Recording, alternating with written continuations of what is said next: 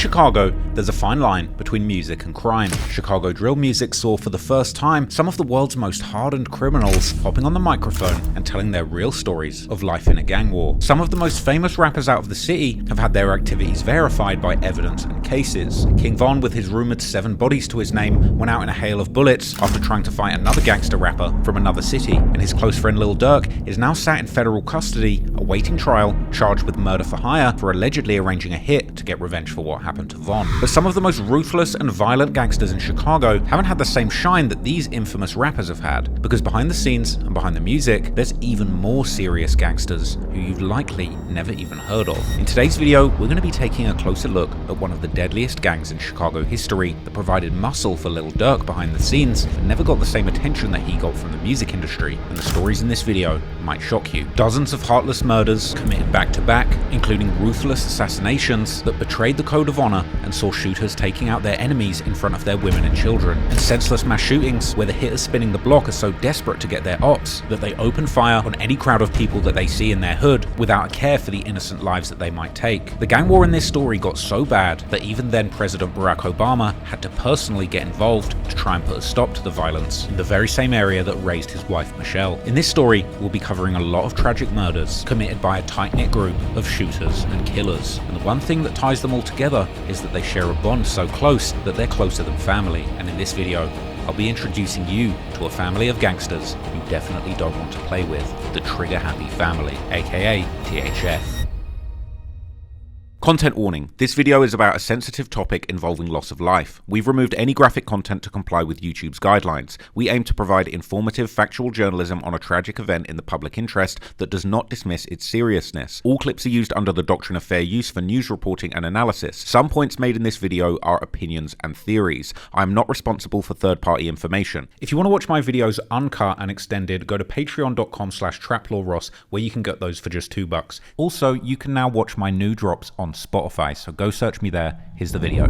The set, now known as THF 46, hails from the Kenwood neighborhood. Although this neighborhood is often counted as being part of the larger Bronzeville district, also known locally as the Low End, Kenwood was one of Chicago's most affluent neighborhoods. Starting from the late 1800s, the wealthy elites of Chicago moved into the area, building elegant mansions and luxury apartments. And even a century later, the area is still known for some truly lavish buildings, even being the location where Barack Obama and his family lived during his time as a US Senator between 2005 and 2008. Their old family house was located less than a mile from the corner of 46th and Woodlawn that THF 46 rep, and literally right in the hood of their mortal enemy, 051 Young Money, but more about them later. However, the neighborhood, like many others across the US, was not immune to the detrimental effects of the Great Depression, which sunk the surrounding area into poverty during the 1930s. By the 1940s, wealthy white elites were abandoning the neighborhood, just as African American families from the nearby Bronzeville, where they had long been confined to by restrictive housing covenants, began moving outward as those barriers finally started to break down. This was followed by the 1950s, where an herbal renewal project was begun, making the Hyde Park, directly south of Kenwood, home of the esteemed University of Chicago, which went through a massive and expansive redevelopment. While critics have argued that Kenwood, and particularly the North Kenwood area, home of THF 46, was left out of enjoying the benefits of these plans, essentially creating a barrier between the haves and have-nots. As a result, by the end of the 50s, the area had become known as one of Chicago's rougher areas, and the prime environment for emerging street gangs to take over. The next decades were rough, as gangs, crime, and drug problems plagued the community, despite some efforts being made throughout the decade to renovate the area. And while parts of Kenwood may still look nice, as people from the area, including THF TP, have explained in interviews, it's still dangerous. So how is it over there, like in the area? Like, is it all like buildings, or is it some houses, some buildings? It's nice as hell over there. Yeah. Like talking about like now, yeah, it's nice as hell. It was always a upscale looking area. It was just the that was in it. Yeah. Don't fuck up. It wasn't up over there. That's what it was. You know what I'm saying? It wasn't dirty over there. Nothing. So it wasn't, you go over there, it won't even look like happened over there. But it was happening. One of the earliest gangs to move into the area, specifically on 49th and Dorchester, was the Devil's Disciples Street Gang, who formed a faction called the East Side Disciples there. This faction would reach its peak during the reign of none other than David Barksdale, who would later form the infamous Black Disciples Gang. By the 1970s, they were followed by other gangs including the El Ruckans, the religious offshoot of the Black Pea Stone Nation, and the Moroccan tribe, who would soon join the El Ruckans, as well as the conservative Vice Lords. Fast forward to the early 2000s, and the presence of Black Disciples, Gangster Disciples, Black Pea Stones, conservative Vice Lords, and other traditional Chicago Chicago gangs still exist in the area today, and it would be in this melting pot of gangs that THF 46 would be established. According to Big Les, who's the father of two notorious Chicago drill figures, Ruger and Scrap, from the Washington Park-based set MOB. Perhaps the first direct predecessor to THF 46 was known as 46 Lawn, which had allegedly been established all the way back in the late 1960s by two brothers who were both Black P-Stones. 46 Lawn started from two brothers, you know what I'm saying, from the area, you know, 47, you know what I'm saying, 46. They started 46 Lawn back in the days, man, and like all my peoples, my older people, my uncles and they was Stones. My father, two brothers come from Chicago. They was Black Stones, but they was called 46 Lawn Black Stones. Despite being a GD, at age 13, Big Les was blessed into 46 Lawn, explaining that it didn't matter what gang you were in, as long as you were 46 Lawn, you were considered family. I was 13 years old. 13. When I got blessed into 46. I was a GD. But we was about family over there. It wasn't about Stone, BD, or GD. We was all together. We was all one. The older generation of 46 Lawn consisted of GDs, Vice Lords, and other gangs, including some non-affiliates that simply claimed the set. And in my era, we had Vice Lords, we had a few GDs. Well, we had a lot of GDs, I ain't gonna say a few. And we had a lot of people over there on 46 that wasn't in no gang. They wasn't no gang affiliated. No gang affiliated. They was 46. They wasn't a BD, they wasn't a GD, they not a Stone, they wasn't nothing. One of the younger generation members of 46 Lawn in the 2000s was Walter Armstrong, aka Walt Diller, who was shot and killed by a police officer in 2005 after he tried to allegedly escape a drug bust by running away from the scene at the corner of 49th and Drexel. Walt lived in the heart of THF 46 Hood on the 4600 block of Ellis Avenue, and his death would cause an uproar in the community, who would organize a protest march demanding a thorough inquiry into the officer's use of deadly force. Interestingly, Walt was also the cousin of rapper FBG Duck, a rival of THF 46, who would later open up about losing his cousin at a young age to DJ Vlad. I mean, 2005, my cousin got killed by police. You know, that kind of f***ed me up a lot. You feel me? Knowing that he ain't what they try to make him seem like he was. You feel me? Walt would also leave behind a 7-year-old son, who would go on to be one of the earliest members of THF 46, named Raheem. There would also be another major loss when a member named Carl, full name Carl James Jackson, would die of cancer sometime during the 2000s, with even the current members of THF 46 still paying tribute to these two by calling their hoods Carltown and Walt Hood. Later on, during the late 2000s and early 2010s, the set from the area had become known as 46 Terror and 46 Woodlawn, which was seemingly started by the younger generation, one of these being Lil Durk's close friend, THF Bayzoo, who was surprisingly a Mickey Cobra, as Big Les would tell on his YouTube channel. With the 46 Terror, that was a little younger. They up under Bayzoo and them. It's another little crowd. That's where the 46 Terror come in at. That was before the THF. So that's where that come from. That's where that come from. The 46 and the 44 THF. That's how the MCs merged with 46, the BDs. Bayzoo is an MC. He's not BD. I don't know if y'all know that or not, but he's an MC. All the way back in 2009, Bayzoo would post videos on YouTube heavily repping 46 Woodlawn while expressing his extreme disdain for their perhaps oldest ops, the 051 Young Money set.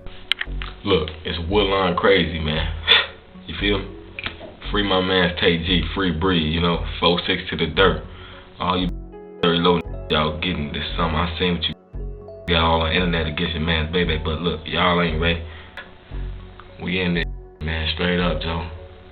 You ain't throwing up these dubs, man, you already know what it is. Young Money, dirty low, like partner, you feel me? Another video from 2009 would also show two THF members showing off their gang handshake, repping 46 Terror Gang, whilst also expressing their hatred for Young Money. 46 Terror, man, check it out. Get your... The 8 drop. 46 Terror, man. Off 43rd, man. Young Money. Young money, killer out. Everybody, man. We 4-6 to the dirt. Oh, we got 5, yeah. We got 5 in this, man. Fuck them all. Man, crazy. Man, crazy. Young money, man. That's why Similar to their older generation that promoted hoods over traditional gang affiliations, 4-6 Terror or 4-6 Woodlawn consisted of GDs, BDs, a few Black P Stones, and even Mickey Cobras like Bayzoo, and his little brother, and another well-respected member known as Gutter. However, coming into the 2010s, the name would eventually change to 4-6-24 Hit Squad, the number 4-6-24 referring to a high-rise known as Ellis Lakeview Apartments on 4-6-24 South Ellis Avenue, also known as the Ellis Tower, while another main building where the members had hailed from was located on 4554 Drexel Boulevard, now known as the Spring Grove Apartments, but much better known to the members of THS by the old name Drexel View Apartments. These two apartments formed the core of the early THF 4-6, and were later even represented by the THF 4-6 rapper TP in a dedicated song titled after the buildings. But there were also other closely affiliated projects nearby, like the row houses on 45th and Champlain, the set from these apartments being known as 5th Ward, who were majority Black disciples. But very close to the 4-6-24 Hit Squad, which was also known simply as 4-6 Hit Squad, was another very closely affiliated set known as So Icy, aka Welch World, known best for the rapper Tay Savage. They would call their alliance from Zone 6 to 4-6, the name Zone 6 likely coming from the fact that the name So Icy was inspired by Gucci Mane's song of the same name, with Gucci Mane famously repping Zone 6 in Atlanta. But then, around 2011, a new name for the set would seemingly begin to form that would soon take over all others. This was of course THF, aka the Trigga Happy Family, with some of the first people according to one social media post to rep this name for the set being guys like THF Twiller, THF Rome, and THF BA. The adoption of this name in the hood was likely gradual, and in a December 2011 release song and music video titled White Rocks by 3 THF 4-6 members, THF Bayzoo, THF JB, aka Billa, and Tonebone, would still rep 4-6-24 Hit Squad. Hey, come open the door, like. Yeah. Murder team, man. I have my little murder something. This is easy, man.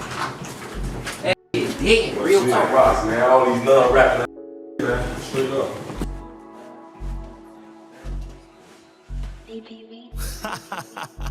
Hit Squad, stand.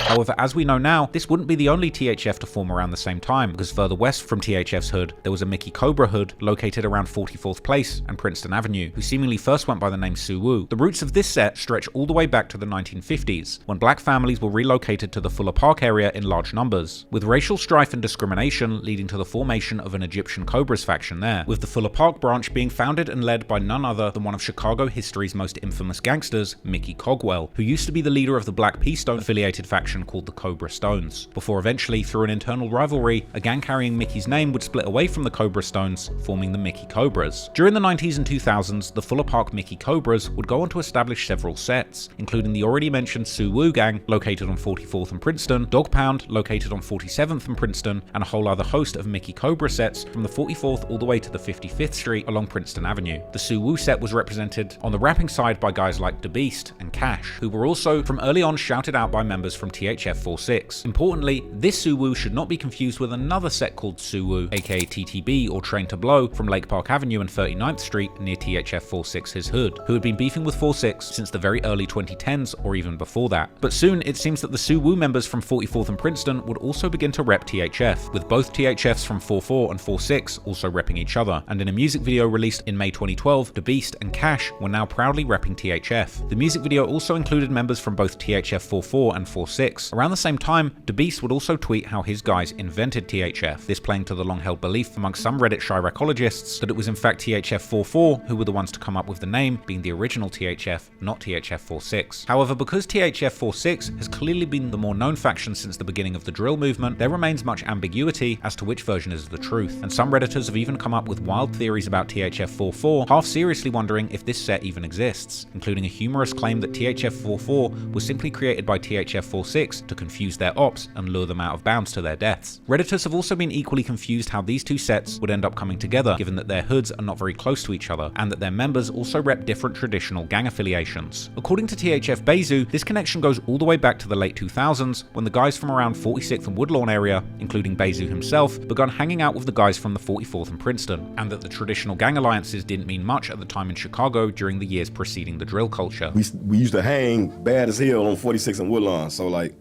it's a Maz here right there, right now, but we used to hang there 24/7. Like, when we all meet up and come outside, meet me on Woodlawn, you feel me? So he went from 4-6 to Woodlawn, you know what I'm saying? Then we started hanging on Princeton probably around 2008.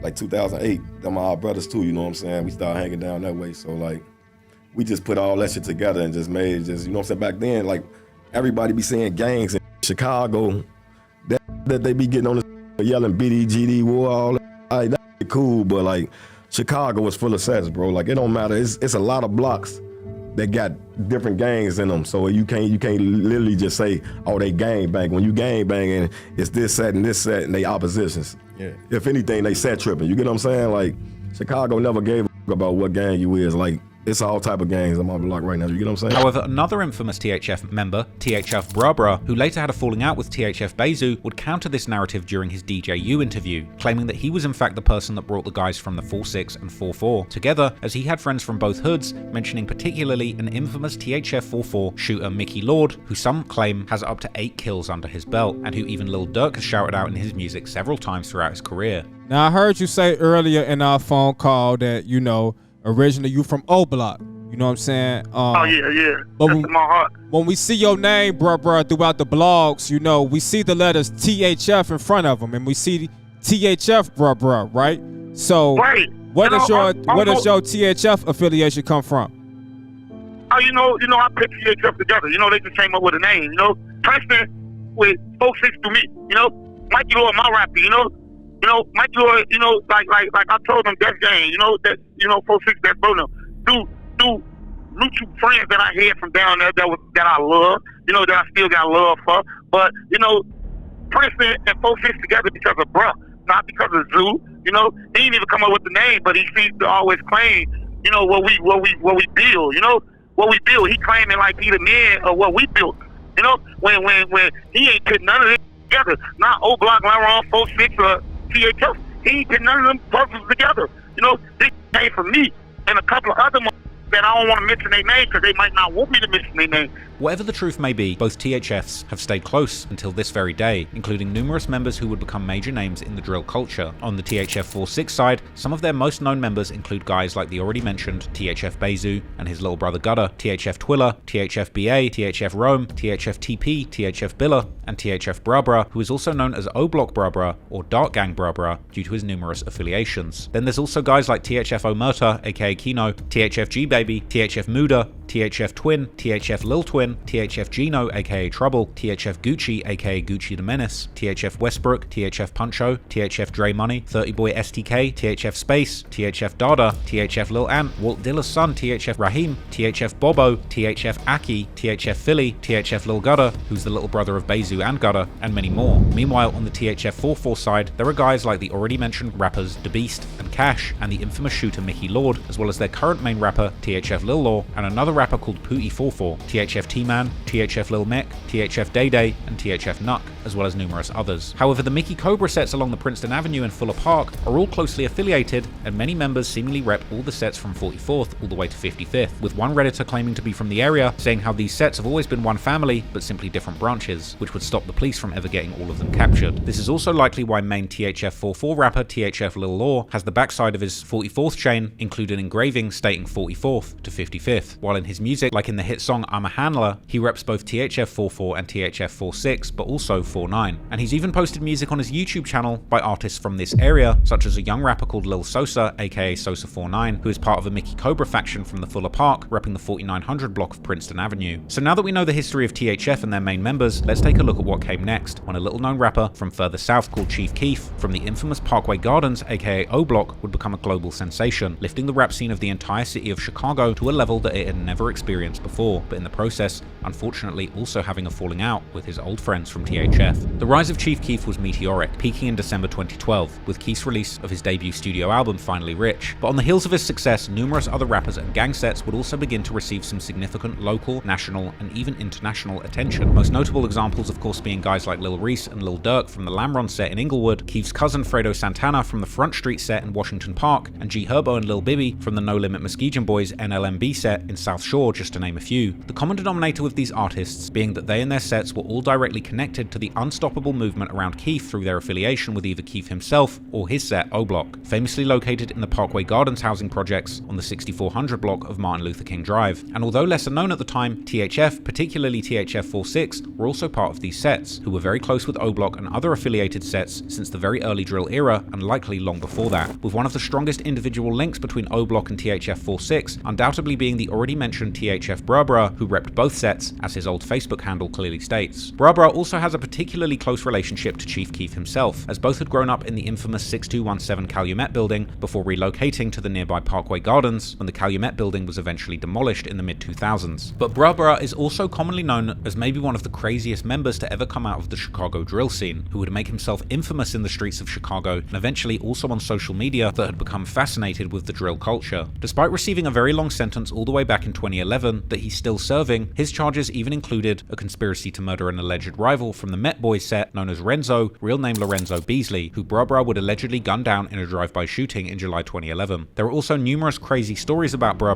that have either been discussed on platforms like Reddit or directly told by people he grew up with, both friends and foes, with stories ranging from Brr accidentally taking out the eye of Chief Keef's best friend T-Slick when they were kids, to Brr even allegedly knocking out Keef himself and throwing him in a dumpster. What do you think is like the wildest Brr story that you heard or that you seen? I mean, I'm about to say, forget what I heard, what I seen. The wildest thing that I seen is him, man, putting Keef to sleep and throwing him in the garbage. You ever seen somebody get put to sleep first off, let alone get thrown in the garbage? That, bro, I was scared of bruh. I'm not the, I tell bruh, please. See me, I put myself out, hey bro, I'm scared of you, bro. Please don't do that to me. Cause I was scared like, bro, you might try to put me to sleep, but what if I die? That's what I was scared of. But man, he putting folks to sleep and threw him in the dumpster. People have even made compilations of all the times that people from the Chicago drill scene have talked about Br's crazy antics. But did, bro, why the f would you have an iron rod and hit T-Slick in his eye like this? He hit his eye, bro. What we see roll, DJU? An eyeball. What the f? Me and my homie, you know, we f***ing around. He f***ed around and swung the little stick, swiped across my put out of here since. So he's talking about Bro. Yeah. They pull up, hop out on us. We all out there shooting like that. They scripted this whole neck. They robbed all us. I ended up seeing Bro like 2 weeks later. He, hey, little butter, what's up, boy? He, hey, boy, you want your little $100 back, boy? Oh, my daddy, let me get that back. Bro, them in there with knives on BD around necks. I seen Bro one time, bro, going. I'm like, man, what the f wrong with dude? I see this, what the f wrong with this? Then a motherfucker told me, like, man, that's crazy. Like, I see. I'm glad I ain't never getting into with that. If you thought that the stories about Bro would end in him getting locked up, well, you would be wrong, because that's a saga all of its own, ranging from several jail fight videos getting leaked online to even a video uploaded online by the official Cook County Jail account showing Bro holding his cellmate hostage armed with a shank before proceeding to attack the guards with the most feared jailhouse weapon of them all, the infamous Glock Dookie. Kenyatta. I swear to God, I'm a killer. Who? You know, I'm standing. Swear to God. Burn your family in his neck. Burn your family in his neck. The suit said I can, the dog like said I can stay. The suit said I can down in his neck. What, a pen? I'm gonna kill it. Okay. Go ahead, I'm gonna stand in his neck. Go ahead. Step out. I ain't stepping out. Step out. I'm not stepping out. Step out. Man, get that light on my face. Nope. Screwed up the lock. I'm not stepping out.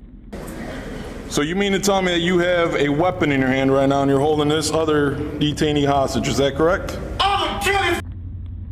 Okay. Don't get the suit. Okay.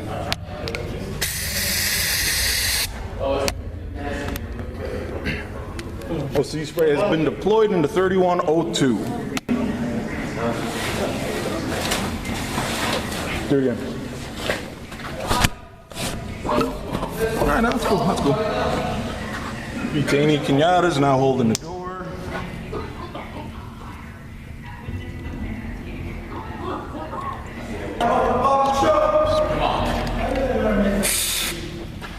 Second burst of OC has been deployed.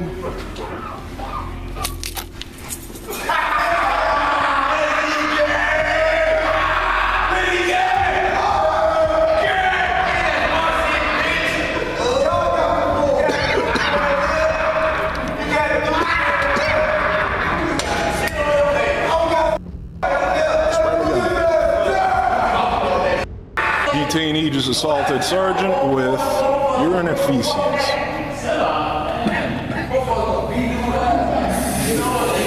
But that's enough of Bruh for now. But when it comes to the relationship between THF and Chief Keef beyond Bruh, Keef himself would shout out THF 46 in songs at least as early as 2011, like in his first local Chicago hit song titled Bang, where he lists the sets he's affiliated with, THF 46 being one of those. THF Rome would later explain to the YouTuber Jeff Filmed It how he and Keef used to be close, and how he used to be in the same class with one of Keef's best friends, Ball Out, while Rome and Keef were often dating the same girls. You have a relationship with Chief Keef?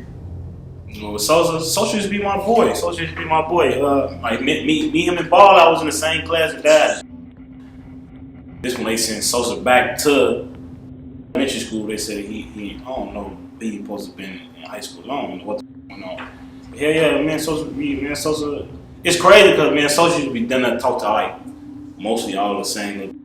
But Keef also seemingly had at least some kind of connection with THF 44, with one of their most respected members, the previously mentioned Mickey Lord, making an appearance in the 2011 music video by Keef and Lil Reese for the song In This remix. Anyway, as mentioned in the earlier chapter, THF, both 44 and 46, had certainly been putting out music, even before Keef would make the entire Chicago drill scene blow up globally with his March 2012 hit song I Don't Like. But the drill music style that Keef popularized would soon also heavily influence the sound of the THF rappers, with one of the first to put out music embracing this new style being the rapper THF TP, who would drop music like the THF anthem titled Trigga Happy in September 2012 together with a music video, where he would rep his set to the fullest together with a banging beat that was heavily inspired by the new drill sound. A few years later, TP would go on to release one of the all-time Chicago drill classics, the brutal diss song Bus Stop, which we'll discuss more later. Another early THF drill pioneer was THF Muda, who also begun releasing music around 2012, funnily enough, rapping in his November 2012 remix of Lil Wayne's No Worries song How He's NBA Never Broke Again. Years before NBA, Youngboy would popularize this acronym. Muda at this point was also repping a crew called 2effing Official.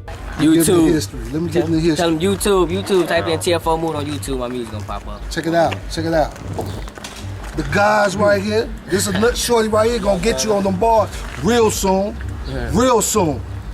And y'all know we got Waka Flocka, LEP, Bo Deal, Capo, Boss Woo.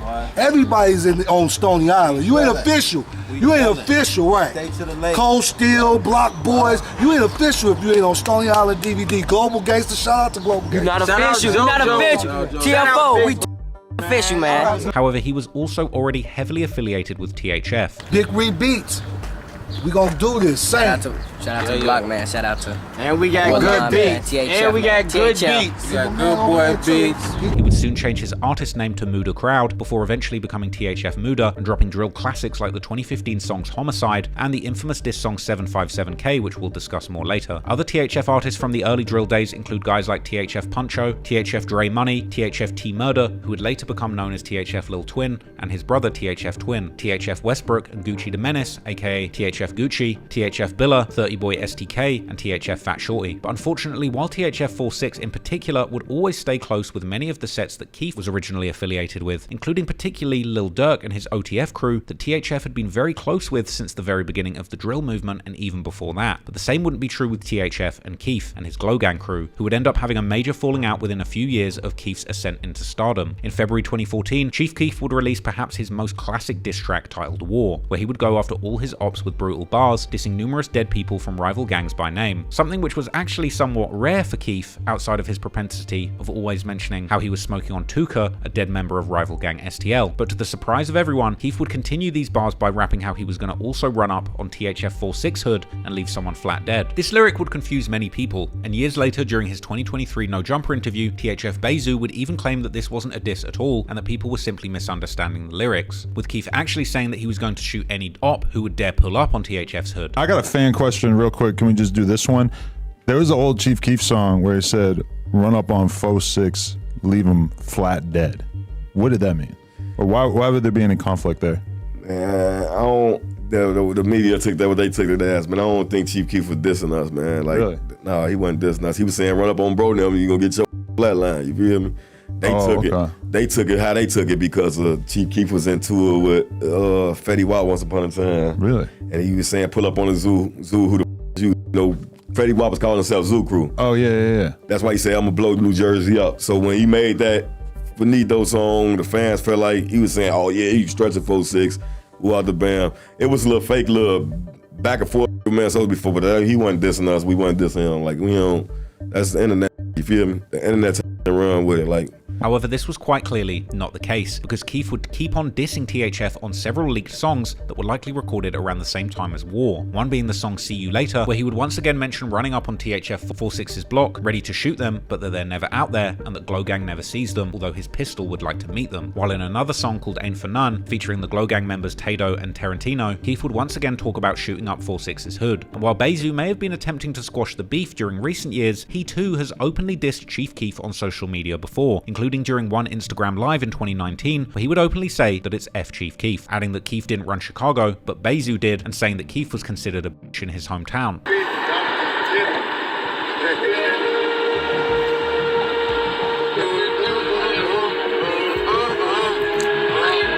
I'm the real Chicago puppy, you.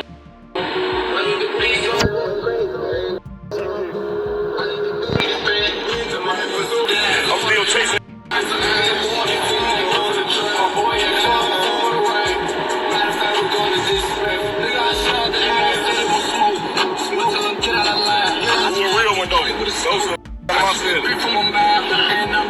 Many have theorized that this beef was simply a byproduct of Keef's much more famous beef with Lil Durk and his OTF crew that sparked around the same time, even leading to Keef's former friends from O-Block running into mansions that Keef had on the rich north side suburbs of Chicago, while allegedly stealing Keef's clothes and jewelry and even causing a shootout to take place. Keef would also address this beef in songs at the time, like the track Zero from 250 from 2014, the name being a play on Lil Durk's earlier song 0 to 300, with Keef using his song to make numerous disses towards Durk and his crews like OTF and 300, as well as dissing Durk's affiliates like the O-Block member Boss Top, who had allegedly been one of the members who robbed Keef's house, even allegedly stealing Keef's daughter's clothes. However, according to THF Rome, the beef between Keef and his Glow Gang and THF 4-6 was actually much more personal, as THF members had allegedly beat up Keef's cousin and one of the main Glow Gang members, Tado, starting the rivalry. It fell out when Tado got beat by one of the guys. I'm just keeping it 100, you feel me? And it fell out, you feel me? So, it's what it is. Ball out, social note, how our relationship used to be. All that fell out when Tado got beat by one of the guys. Is that something you can talk about? Like how that No, I ain't gonna talk about that. It's over with, you know what I'm saying? It's over with. It's just like, you know. A lot of people that be seeming tough really ain't. Unlike Bayzoo, Rome would also acknowledge the fact that Chief Keef had been dissing them numerous times in his music. Is that, do you see yourself being cool with him again? Like, could you I mean, yeah. Sosa, yeah. That's my boy. Like, I ain't got nothing against him. I mean, he said a lot of, like, dissing our block, but he know deep down, like, what's up, though. You feel me? That's still my boy. Ball out, my boy. Ball out, no, man. Ball out. You know stuff. And Keef wasn't the only one, as other Glow Gang members would aim disses towards 4-6, including the late rapper Capo, who would rap in one unreleased song how he's going to pull up on 4-6 with his car doors up and shoot them. And this may not have been simply rapping, because according to Tay 600 aka Tay Capone, who's from the 600 set that Keef is still connected with, and who witnessed a lot of these early beefs firsthand, Capo was actually in the streets of Chicago fighting Keef's beefs at this time, together with another late Glow Gang member, Trey Savage. Savage was one of them folk where he took a lot of personal folk. I ain't even gonna lie, folk.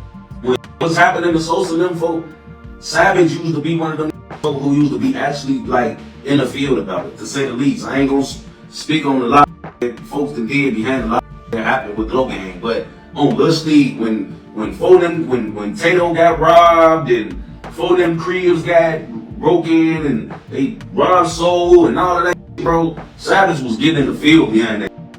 He wasn't doing no talking for real. He ain't like the Wolf. Now he did Wolf with the internet a couple times, but they was trying to play with them.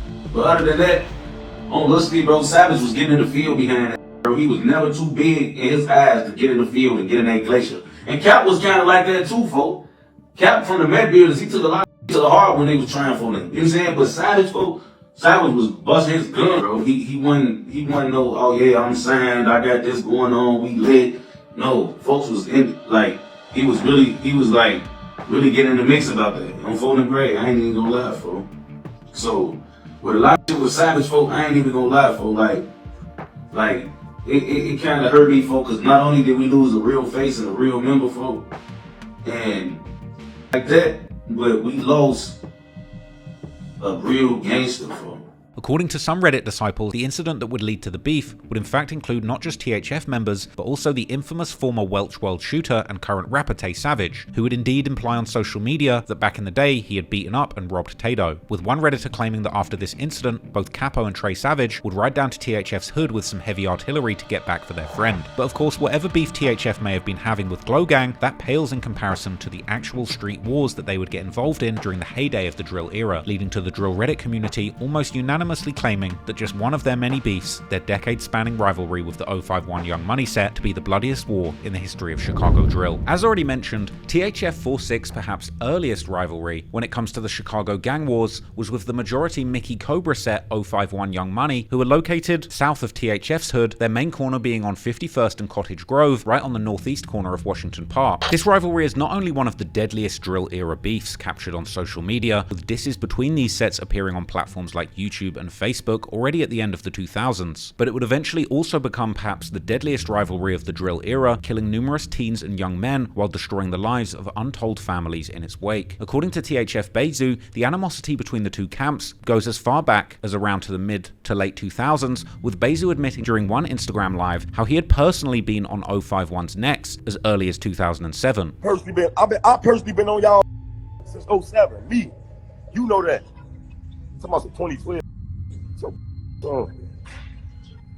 And it wouldn't take until the following year when bodies would begin to drop. Most gang members of the 2010s in Chicago would truly begin losing their friends following the start of the drill era, when the sudden boom of music videos centered around the extremely violent and highly disrespectful lyrics against rival gangs would take over platforms like YouTube, with the increasing back and forths on social media further escalating the wars. But with 051 Young Money members, their first truly traumatic year would come already in 2008, when they would end up losing 3 beloved members in just 1 year, one of these likely launching the still ongoing war against THF. Some attribute the start of the war to the March 2008 murder of a well-respected 051 Young Money member, 20-year-old Carlos Merrills, aka Lil Los, who was allegedly killed by a man named France Witten, known in the streets as Franco. However, Los's murder appears not to have been related to the beef between 051 and THF, but rather it involved the Mickey Cobra OGs from 051's hood, whom Los was a part of, and Franco's friends, who were gangster disciples from elsewhere, trying to allegedly sell drugs on Los's turf, as later court documents would claim. These GDs possibly being from the hood known as No Love City, as a rapper named TP would rap in his 2009 tribute song to Los how he was going to shoot the guy who killed Los, before adding how there's no more love for No Love as a result of Los's murder. On the other hand, the shooter in the case, Franco, was, according to Redditors, not a THF 46 member, but an OG from a set known as Drek's Side, who are located south of 051, and known to be a set primarily claiming the historical Titanic Stone Gang, a branch of the Black Pea Stone Nation, while also being the last set left in the gentrified Hyde Park neighborhood. Older THF members like Bayzoo and Billa would even pay their respects to Los during an Instagram live, showing there was no hate towards him while still dissing other 051 members. Los is my man. Los been a gangster. You was just his rider. Oh, hey, on one grade, bro. I ain't gonna take it from Los. Los was a gangster. You was his fan. You was his homie. On Kyle, you went with this. You was Los flunky on gutter grade. He know that. He know that. However, THF's older members' respect for Los seems to have been lost on some of the younger guys who now regularly diss him, likely due to the respect that Los still gets amongst 051, who begun to call their hood Los City in his honor. I was smoking Los. Yeah, I heard it's his day. I'm on the 6 every day. In August 2008, about 5 months after the murder of Los, 18-year-old Lance Youngblood, an alleged 051 member, was shot and killed at a gas station all the way in Racine, Wisconsin, 1.5-hour drive north from Chicago, in an incident that had seemingly nothing to do with the gang war back home. 051 would now also become known as Lance Land, but perhaps their biggest loss of 2008 was still ahead of them, and this time it would be linked directly to THF. On the 27th of September 2008, at around 12:50 p.m, a verbal argument started between 051 and THF members in inside a McDonald's on 47th Street, which would then continue outside on the parking lot. It was there that a member of THF named Aki Walton would allegedly pull out a gun and shoot a member of 051 known as Zico, real name Isaiah Walker, multiple times before running from the scene. Zico would be taken to a hospital where he would unfortunately succumb to his injuries the following day. Aki was quickly identified and charged for the brazen daylight killing, but he would end up doing the race, followed by a 7-month nationwide manhunt until the FBI finally arrested him in Indianapolis. Aki would end up receiving 27 years in prison after being sentenced for the murder of Zico, time that he's still serving today, while the young 051 members, who clearly held Zico as a sort of leader of their set, now adopted the name Zico World for their hood following his passing. However, the Zico World name appears to be less commonly used, possibly due to the fact that there were also 2 other recent deaths of very beloved 051 members that very same year. Still, Zico clearly held special status within the set, and in 2011, the 051 rapper Lil Mark even released a dedicated tribute track called Zico World along with a music video, rapping in the chorus how 051 wasn't hiding and proclaiming 2011 to be Zico World's year. If they say we ain't out here, they lying, man. While also mentioning how they were still planning on doing drills on So Icy, aka Welch World, and THF 46, which at the time was still better known as 46 Hit Squad. However, just like 051 wasn't hiding, but proudly hanging on the shopping plaza at the corner of 51st and Cottage Grove, THF wasn't hiding either, and they even continued visiting that very same McDonald's on 47th Street with an old video showing a young THF Bayzoo and other members posted up right across the street from it. Hey, what's up, baby? Hey, what's going on, baby? Hey, boo. How you doing, man? Hey, Tay, what's up, baby? What's going on, baby? No end, right, bro? That's right, baby. 46 crazy, baby. And you got that mafia, too. I quit. I'm in the car with T-Bob.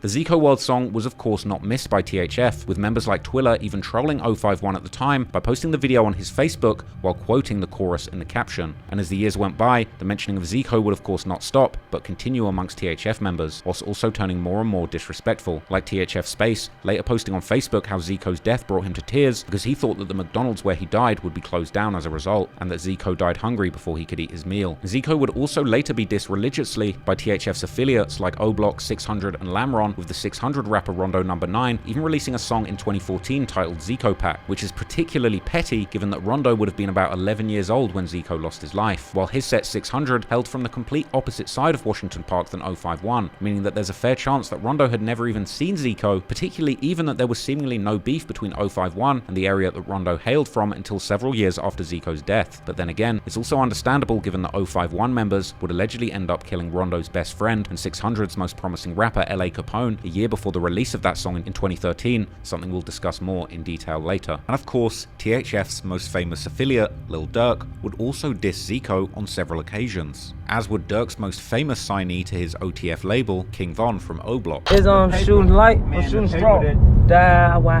Yeah, the little Trigga, man. Zico, T3,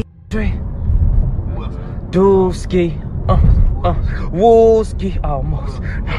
Despite the importance of Zico to 051 Young Money, it would allegedly take them a few years to get back for THF, this get back eventually coming in 2011. Coming into the 2010s, THF 46 would experience a couple important losses in their hood in quick succession, much like 051 had experienced in 08. First, in April 2011, 18-year-old Quinton Turner, aka Quint, who was allegedly a member of THF's close affiliates, the 5th Ward set, was gunned down in a drive-by shooting where 2 others were also injured. Quint was shot in the head during the incident, which took place at the 800 block near the corner of 46th and Cottage Grove. Later that same month, Quint would be mentioned in an article by the New York Times, which discussed the success of the Chicago's South Shore drill team, whose member Rodney Nelson was a childhood friend of Quint. Rodney would tell how Quint had tried to escape the street violence through basketball, but nevertheless, staying in a neighborhood plagued by gang violence would become his undoing. 5th Ward and also THF 46, aka 46 Hit Squad at the time, would begin to call their hood Quint City in his honor. But meanwhile, people allegedly responsible for Quint's death would mercilessly diss him and claim the kill, this set being none other than 051 Young Money. And as people on Reddit would later note, 051 member Kiddo would practically admit his set was behind the murder on Facebook, where he would directly state that they drilled Quintin. 051 member Montana would even boast about the murder on the day of Quint's funeral, saying how it had been a one-shot kill, perhaps even indicating that he had been the trigger man. The following month, in May 2011, the tragedy would continue when one of 46 Hit Squad's most respected members and Bayzoo's little brother, Gudda,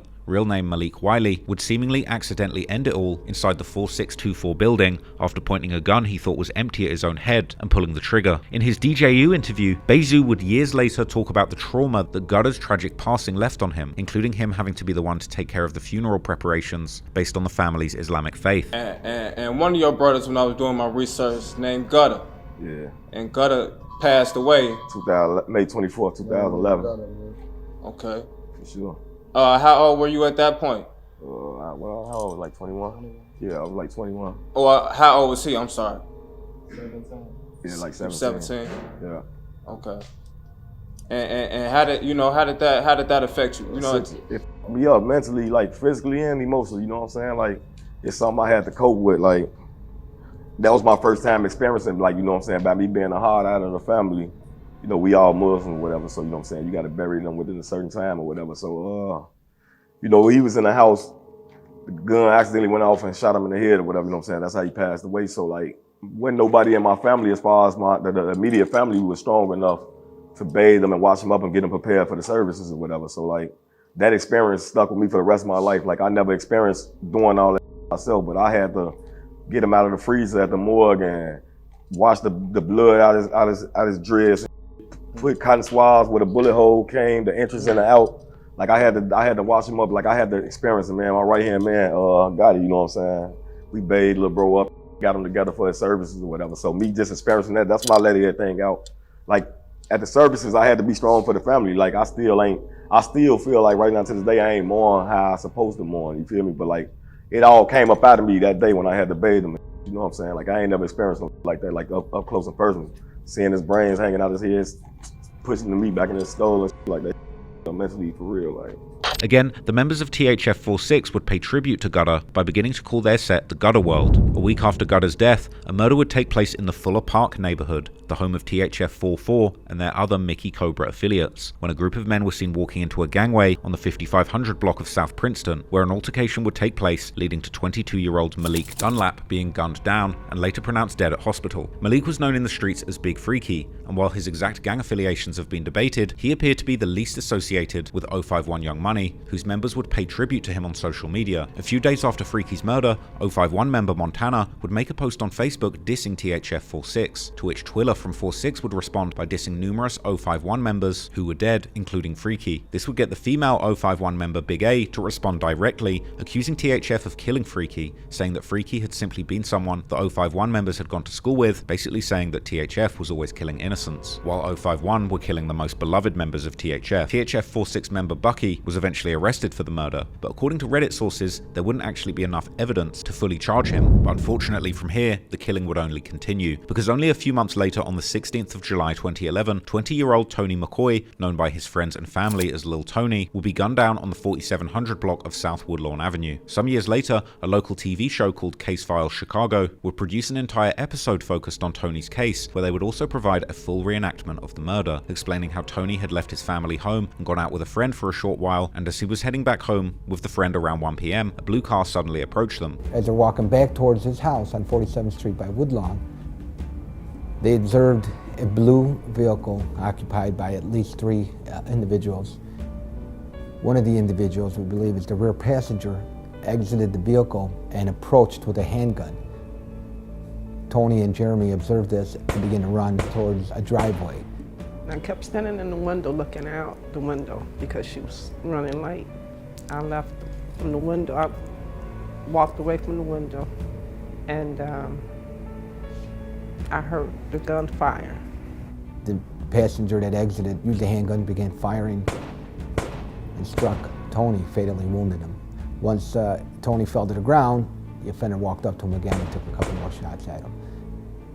Tony's murder was the latest in a wave of violence that had swept through the neighborhoods of Kenwood and Hyde Park since April 2011, when Quint had been gunned down, causing much concern in these neighborhoods, where violence, according to local newspapers, had been relatively rare in recent years until 2011. Chicago police, on the other hand, had their answers ready, blaming the recent killings on wannabe gangs, mentioning by name none other than 051 Young Money and 46 Terror, the other name that THF would go by, besides 46 Hit Squad. However, the family, who were understandably distraught about the murder of their beloved son, claimed that Lil Tony was not involved involved in gangs whatsoever, and instead was looking forward to going to college. However, investigative reports of the CPD would paint a very different picture, and from the very first incident report, Tony was portrayed as a gangbanger, and was even allegedly known to try and recruit new members to his gang, this gang allegedly being 4-6 Terror. However, at least one witness description of Tony appears not to match the actual profile of Tony McCoy from the height to the hairstyle, leaving at least some ambiguity to the possibility that the person trying to recruit youngsters in the neighborhood to the gang was the same Tony. Meanwhile, the shooter was described by one witness as being a male around 19 to 20 years old,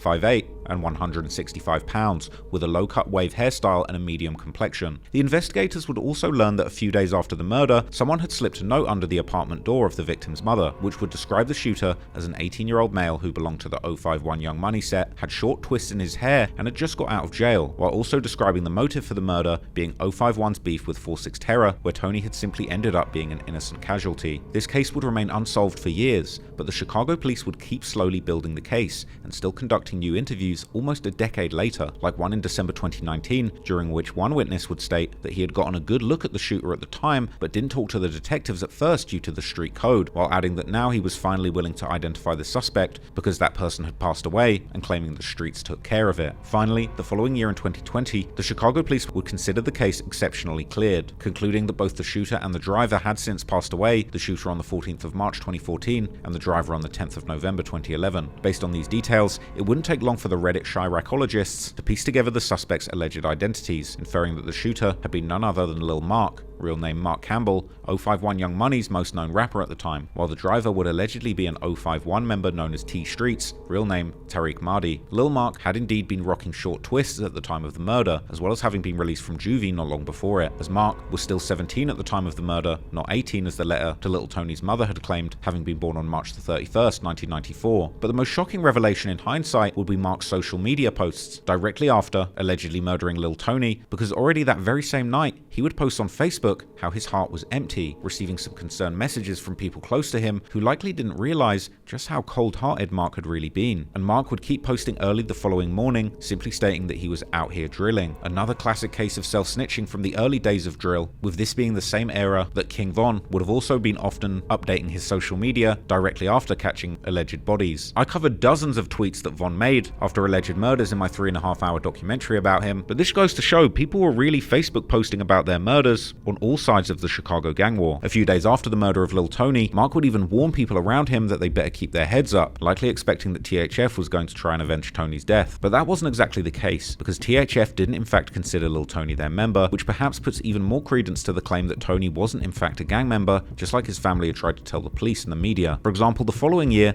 051's most infamous shooter, 051 Melly, whose alleged murders I've also covered in depth on a video on this channel, would attempt to rile up a THF member on Twitter by taunting him about Tony and Quinn, to which the THF member would reply saying that it's F Tony and that he wasn't part of the gang. But regardless of whether or not Tony was part of THF, he really was just a young man from the neighborhood who happened to be in the wrong place at the wrong time. His death was another enormous tragedy for another Chicago family, made only worse by the fact that the family would never receive closure by catching the assailants.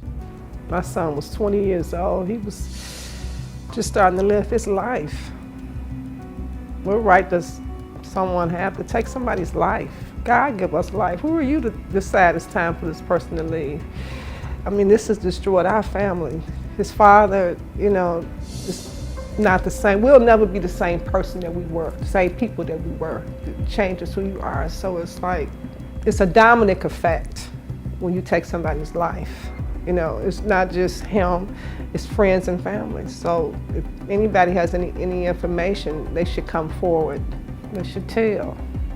And unfortunately, the deadly 2011 wasn't yet over, because a few months later, 051 Young Money would also end up losing yet another member in a homicide that has never been solved. This being someone I mentioned earlier, T Streets, aka Tariq Mahdi, who would seemingly end up facing street justice before the police would catch up to him. Just past midnight on November the 10th, 2011, T Streets was driving on South LaSalle Street between Garfield Boulevard and 57th Street in the Washington Park neighborhood, far from his own hood and close to the areas controlled by THF's affiliates like the 600 set. This was a particularly particularly abandoned part of the neighborhood and a perfect place to commit a crime like murder. And indeed, it would be here when a silver sedan would pass his car and someone inside would open fire, hitting T Streets in the face, causing him to drive off the road into a grass field where he would end up passing away from his injuries, while a witness sitting in their own car at the end of the block would claim to see the silver sedan fleeing the scene westbound. And as I've mentioned in a previous video all about the 600 gang, there are at least two main theories online about who was involved in this murder. Some believe this to be the first murder in the war between 600 and 051 Young Money, with the killer being the 600 member M Thang, who had lost his own brother D Thang a few months earlier and might have been looking for revenge, although D Thang's killer was in fact caught and would end up being from the set known as Jaro City. Yet the other theory points the finger strongly towards THF 46, whose members have made some incredibly self-incriminating posts, like this tweet from THF Trouble from 2014 saying how he remembers how he and THF Twiller caught T Streets lacking. However, while some 051 members have seemingly also indicated that T Streets was indeed killed by THF, others have made more mysterious posts, like claiming that T Streets was essentially backdoored and set up by someone. Other 051 members have also later pointed out how every rival set was seemingly claiming to have killed him, which seems true given that even one member of O Block, the rapper Ray Rilla, would later rap in his 2021 song 23 Dead Ops how T Streets got killed for trying to tweak with his block, while King Von referenced the murder in his 2020 track I Am What I Am, seemingly implying that T Streets was set up by his ops after doing a peace treaty. T Streets' murder would end up being one more cold case in Chicago's long list of unsolved homicides. And intense debate continues online to this day, with multiple unproven theories on who might have been responsible for his death, with even the people participating in these debates admitting that the truth most likely will never come out. 2011 had been a particularly bloody year in the war between THF and 051, but stepping into 2012 and beyond, the war would truly reach to the next level, and not just in the number of murders, but in the amount of dissing, as the massive popularity of the drill music in Chicago would slowly begin to make these wars fought on the streets go viral online. On the 28th of May 2012, at around 1:20 AM, police would find a man unresponsive on the street in the 5000 block of South St. Lawrence Avenue. The man, 35-year-old Robert McNair, was also known as Lil Chief, an OG from 051 Young Money's hood, where this murder had taken place, and the police would immediately consider this incident gang-related. However, according to reports from family and friends, Lil Chief had been making an effort to move forward from his criminal past, and had gotten a job as a day laborer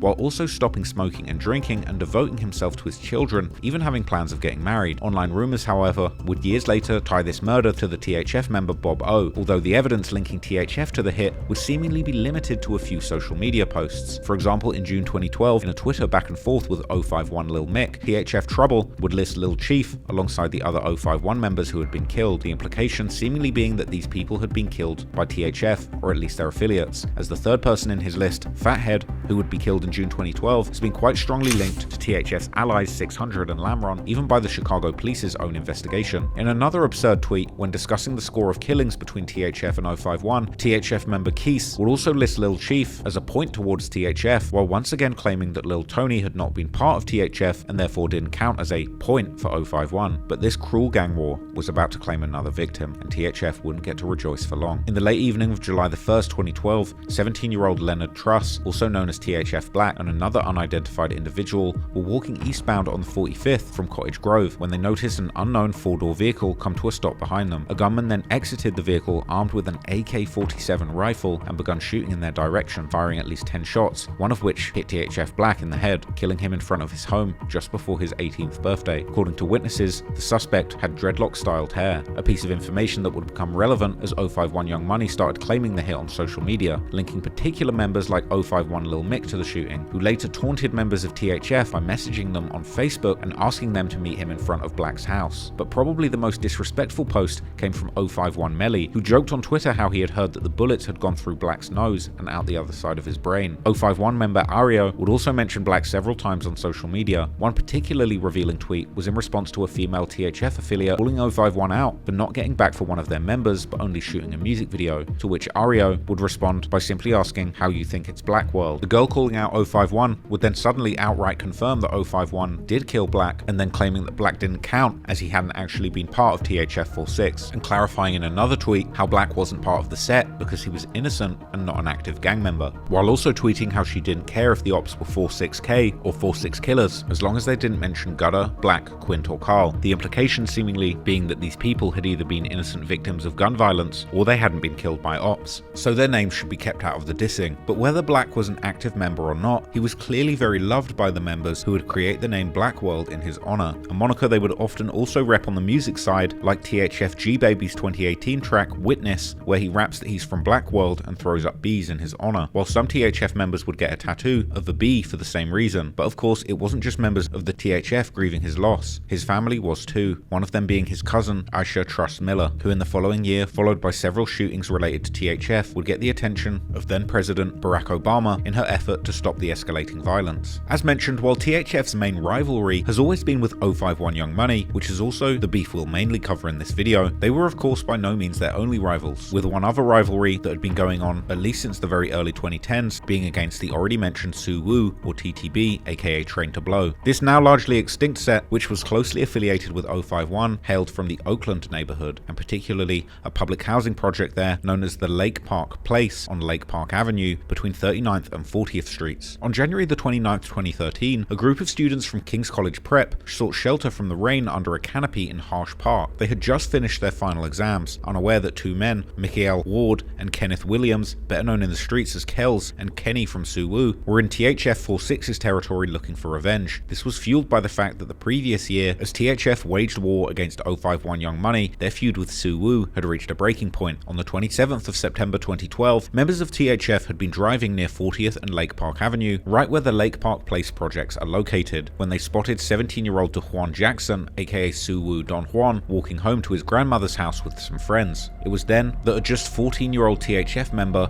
Buddha Main, would open fire from the vehicle as they passed Don Juan, hitting him several times, including in the head. This time, the police would be successful in their investigation, and within a week, they had Buddha Main in custody for this senseless murder, and he would eventually be sentenced to juvenile life, meaning a 6-year prison sentence that would see him out on his 21st birthday. This murder, while largely going unnoticed by the city at large, would end up being a critical catalyst in the ongoing feud, and the reason why Suwoo, Kells and Kenny were out looking for revenge on that rainy day in January 2013. When they spotted that group of students sheltered from the rain at Harsh Park, thinking that they had seen members of THF, 18-year-old Kells would get out the vehicle, jump over the park fence, and fire 6 shots at the group, one of which would hit 15-year-old Hadia Pendleton in the back, killing her, while 2 other students would also be struck, but they would end up surviving. The harrowing incident was later recounted by one of Hadia's classmates to the Chicago Tribune. And then I was checking my phone, and then I turned and looked around, and then I saw the guy hop the gate, and he was pointing the gun at us, so I was like, guys, we gotta go, but he had already started shooting. And so we ran down Oakenwall. Actually, the group like scattered everywhere.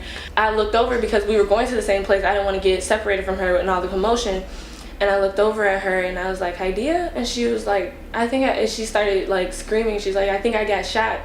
And I was like, no. I was like, stop joking. This isn't funny. Like, just get up, come on, we gotta go. Meanwhile, just 15 minutes after the shooting, the alleged killers proceeded to pick up 2 friends who were walking home from school, but the atmosphere inside the car was anything but normal, and the 2 friends later testified to a grand jury that Kenny seemed agitated, his eyes constantly darting from the road to the rearview mirror, scanning for threats he believed were following them. During the drive, he went on to admit to sliding through THF's hood, looking for gang rivals to shoot before opening fire at the park, statements that would later be used against them in court. Hadia's death had become national news and was the center of a debate around gun violence in America. This was because only a week before her tragic death, Hadia had been in attendance and performed at President Barack Obama's 2nd inauguration. Hadia Pendleton, 15 years old, a majorette in her high school band, gunned down in Chicago days after taking part in the inauguration festivities. Her killing would inspire THF Black's cousin, Aisha Truss Miller, to create a petition asking Obama to make a speech in Chicago addressing the crisis of gun violence, which he would indeed do. Most are young, black, and trapped in the grinding poverty of Chicago's gangland south and west sides, like Aisha Truss Miller's cousin. They kill men, and I'm just like, this is not for real. Like, I'm not even gonna like acknowledge that statement. She gathered nearly 50,000 signatures on a petition urging the president to visit and address the war in his city's streets. On Friday, he did just that, with a call for Congress to act on new gun control measures. The experience of gun ownership is different in urban areas than it is in rural areas, different from upstate and downstate Illinois. But these proposals deserve a vote in Congress. They deserve a vote. 10 days after the killing, with that case dominating the headlines, Suwoo members met in order to discuss how to deal with the heat generated by Hadia's murder. However, it seems that some of the members may have seen the writing on the wall and decided to throw their 2 members to the wolves, because just a day after the meeting, both suspects were arrested. The arrest occurred just a few hours after the First Lady Michelle Obama had attended Hadia's funeral in Chicago, and she would later give a passionate speech about the similarities of her upbringing, which reportedly happened at least partly in the infamous O Block, and Hadia's upbringing. And as I visited with the Pendleton family at Hadia's funeral, I couldn't get over how familiar they felt to me. Because what I realized was Hadia's family was just like my family. Hadia Pendleton was me. Hadia's death would even be talked about by Barack Obama himself during his State of the Union address, which her parents attended. But while Obama had made a return to his old neighborhood of Hyde Park in Chicago, where he gave an inspirational speech at the Hyde Park Academy High School talking about his plans for change. Some people may not know this, but obviously this is my old neighborhood. I used to teach right around the corner. This is where Michelle and I met, where we fell in love. As you know, this week in my State of the Union, I talked about Hadia on Tuesday night. And the fact that, unfortunately, what happened to Hadia is not unique. It's not unique to Chicago. It's not unique to this country. Too many of our children are being taken away from us. The dire situation that Chicago was in was exemplified with another teen losing their life just 2 hours after Obama's speech. When President Obama returned to Chicago last week to talk about gun violence, 14-year-old Destiny Warren was one of the high school students standing behind him. A few hours later, Destiny's 18-year-old sister Janae was shot and killed in this alley in North Chicago.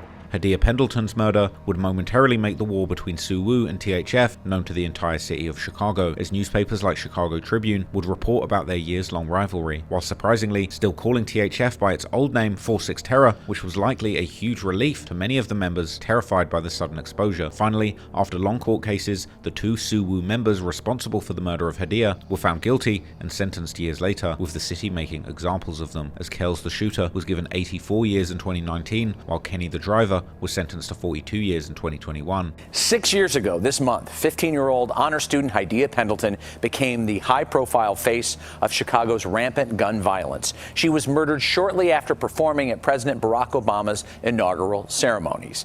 Today, her killer, Mikael Ward, was sentenced to 84 years in prison. Hadia Pendleton's death came to represent Chicago gun violence and the loss of innocent lives. Today, the getaway driver, Kenneth Williams, on the stand, he received 42 years from the judge.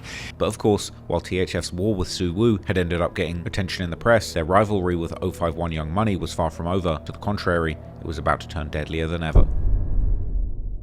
Few female gang members commanded as much fear and respect as Amanda Fitch, an 051 Young Money member who went by the name Big A. Members of 051 paid their respects to her as a feared and seasoned shooter whose alleged violent involvement in the gang war predated 2008. The YouTuber Trenches News, who lived in the area around Washington Park and knew of many of the people who would become legends in the Chicago drill scene, would later recount how Big A had hopped off the porch early. Big A,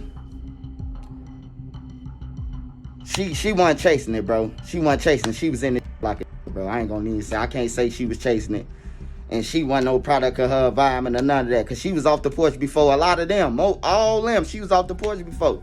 Despite a deep, well-known hatred for the THF 4-6, she would occasionally be spotted strapped with a gun in their main territory at the Ellis Tower, aka the 4624 building. 4-6, like she really hated 4-6. She really hated 4-6 on everything. And she used to be up in a building, staying over there on Ellis. I remember I ran into Big A lot of times on the Ellis Tower building.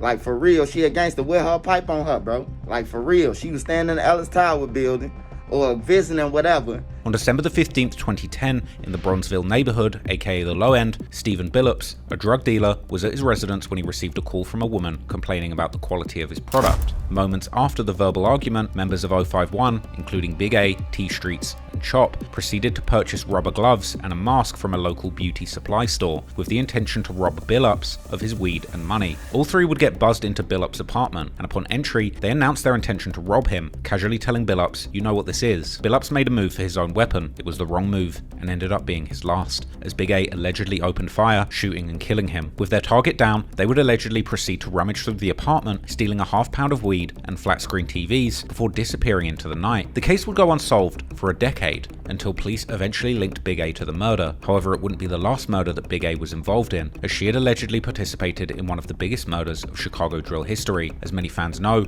L.A. Capone was a prominent member of the 600 set, who would also become their most prominent rapper, dropping numerous songs that are now considered drill classics. His talent attracted attention from major labels, including T.I.'s Grand Hustle, with discussions about a potential move to Atlanta to further his career. I remember us talking and him asking me, "Mom, how you feel about moving to Atlanta?"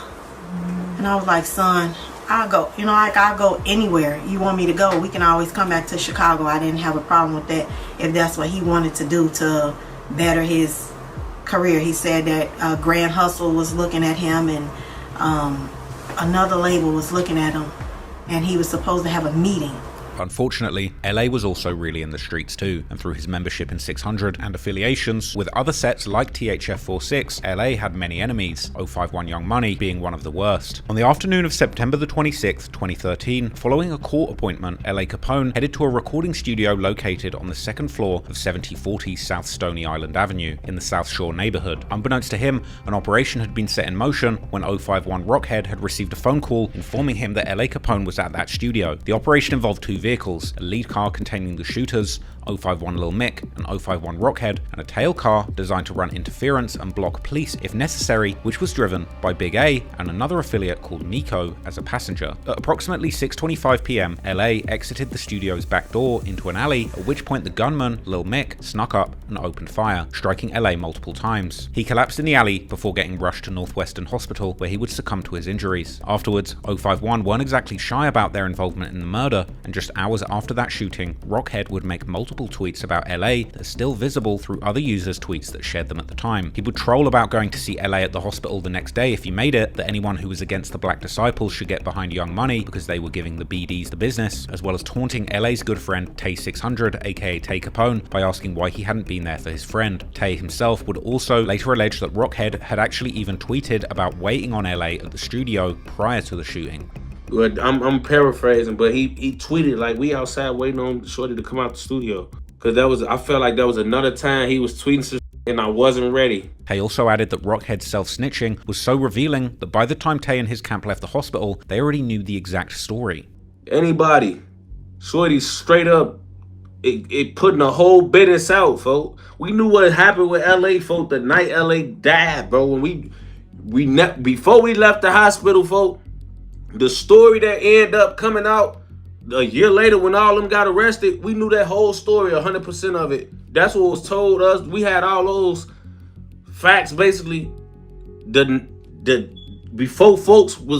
before we left the hospital, folks. However, 051 didn't let up, and the next day, the alleged killer of LA, 051 Lil Mick, took to social media to suggest new LA Capone-related names for 600, taunting them by suggesting they rename their hood Capone City or LA World. LA's death was a huge loss to 600 and their respective allies, and it wouldn't be long until THF themselves were calling out 051, with THF Gino specifically mentioning Rockhead and how he couldn't wait to catch him. Then, just over a month after LA's murder, Big A's own violent reputation finally caught up with her, as THF would allegedly do their part of the get back. On the 14th of November 2013, Big A had just picked up an unknown individual and stopped at a gas station on 66th and Stony Island, when an unknown gunman ran up from behind the gas station and fired multiple shots into the vehicle. Big A wouldn't make it, as she would later be pronounced dead at the hospital. The shooter, who was identified as having dreads hanging from his hoodie, fled westbound behind the gas station, and beyond this description, it seemed the police had very few other leads. However, official information would later begin dropping. In July 2014, 051 Ario, Big A's younger brother, was in police custody in a completely separate incident, when he would request to speak to the police regarding the murder of his sister. He would tell detectives that approximately 2 weeks earlier, he had received a call from THF Bayzoo, and at some point during the call,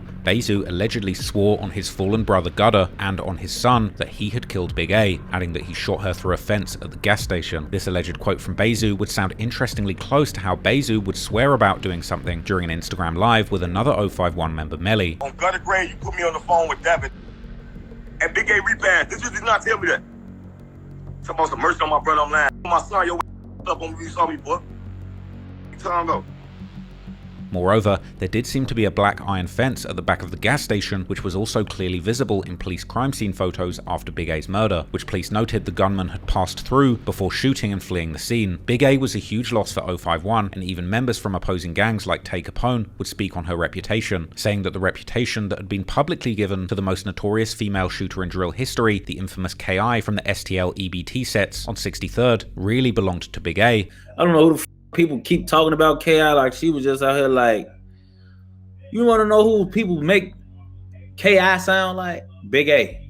And I ain't talking about Big A from O Block. I'm talking about the dyke Big A from Young Money.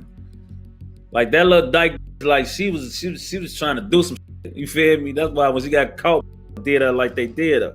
Later in 2014, 3 051 members who had allegedly participated in the LA Capone hit, Lil Mick, Rockhead, and Miko would all be charged for the crime, and they'd all end up receiving hefty sentences, while Big A would be mentioned in the police reports as offender deceased. But for 600 and their allies like THF, Big A's death was seemingly not big enough revenge, and in 2014, they would allegedly end up catching a much bigger target. When it comes to well-known 051 Young Money members, their most infamous member would likely be 051 Melly, who would make his name in the streets, as I discussed in my video that covered his many alleged murders. But their second most famous member would likely be the rapper Lil Mark, whose musical ambitions became closely intertwined with gang rivalries that would ultimately claim his life. Unfortunately for Mark, he had missed the entire 2012 when the drill music scene had blown up to nationwide attention due to serving approximately 16 months in county jail and Stateville Correctional Center on weapons charges. But on February the 9th, 2013, he was released back onto the streets, returning to witness a drastically changed drill landscape, different and much bigger than the one he'd been participating in with his early songs in 2011, and now he was looking to take his place next to the globally known rappers from the opposing side of the gang rivalry, headed of course by O-Block superstar Chief Keef, who had blown up and become a mainstream fan favorite amongst hip-hop fans after his legendary run in 2012. So, wanting to get a piece of the action, upon his release, Lil Mark would immediately throw himself back into his music career with renewed purpose, releasing his song Ballin' Like Fats in March 2013, a tribute to his friend Fathead, the beloved 14-year-old 051 member killed in June 2012 while Mark was in prison. The track also featured none other than 051 Lil Mick, who was seemingly attempting to start his own rap career too before allegedly taking away the career and life of LA Capone. Mick's raps would focus on helping the Chicago police build their 051 gang matrix by shouting out several members of the set, whilst also specifying the illegal activities that these members be specializing in. And of course, also dissing numerous dead ops like Shaq and Trix from 600 and Quint from THF, all names heavily rumored to have been victims of 051 members. Just over a week later, Lil Mark and 051 Mills would release their collab track, a remix of P. Rico and Lil Mister's drill classic No Lackin'. Mark and Mills would once again go, particularly after THF's allies like Lil Durk from Lamron and E-Day from 600, warning them to stop lacking, while also throwing a diss towards THF for good measure. The dissing would continue in September 2013 on Hang With Me, a remix of Lil J's original song, where Mark would continue his disrespect towards THF by using the name of Bayzoo's brother Gutter to describe the act of wifing up women who are promiscuous, an act that is apparently frowned upon in Chicago, as one genius annotator would elegantly describe. This period of productivity established Lil Mark as a significant voice in Chicago drill, particularly as he would focus on dissing many of the most famous rappers and sets in the drill culture. But as we know at this point, it also occurred against a backdrop of real, escalating violence in the streets, with Lil Mick proceeding to allegedly shoot and kill LA Capone the very same month as Mark dropped his Hang With Me remix. And coming into 2014, tensions had reached a boiling point. Amid this volatile atmosphere, on March the 25th, 2014, Lil Mark released what would become his most famous and ultimately final song, No Competition. The track was once again a remix, this time of Lil Durk and Lil Reese's 2013 song Competition, which is itself a diss against their ops. But Mark would take the concept of dissing your ops on the track to a new level on this song, as Mark would begin his verse by naming and mocking more than 11 deceased rival gang members, including LA Capone, Baldy, Trix, Lil Steve and D-Thang from 600, Lil Mo and Lil Rob from Lamron, Taysky from D-Town aka Tay-Town, as well as O.D. Perry, J Money, and even an innocent woman named Keeta who died of an asthma attack, all from O-Block. He would also point to THF 46, rapping how his guys were doing drills and you can ask 46 what happened, a reference to all the people that 051 had so far allegedly killed from 46, including of course the 2011 killing of Tony McCoy, where Mark himself had allegedly been the trigger man. Even by today's standards, the track is recognized as one of the most disrespectful songs in drill history, and the release of No Competition placed an enormous target on Lil Mark's back.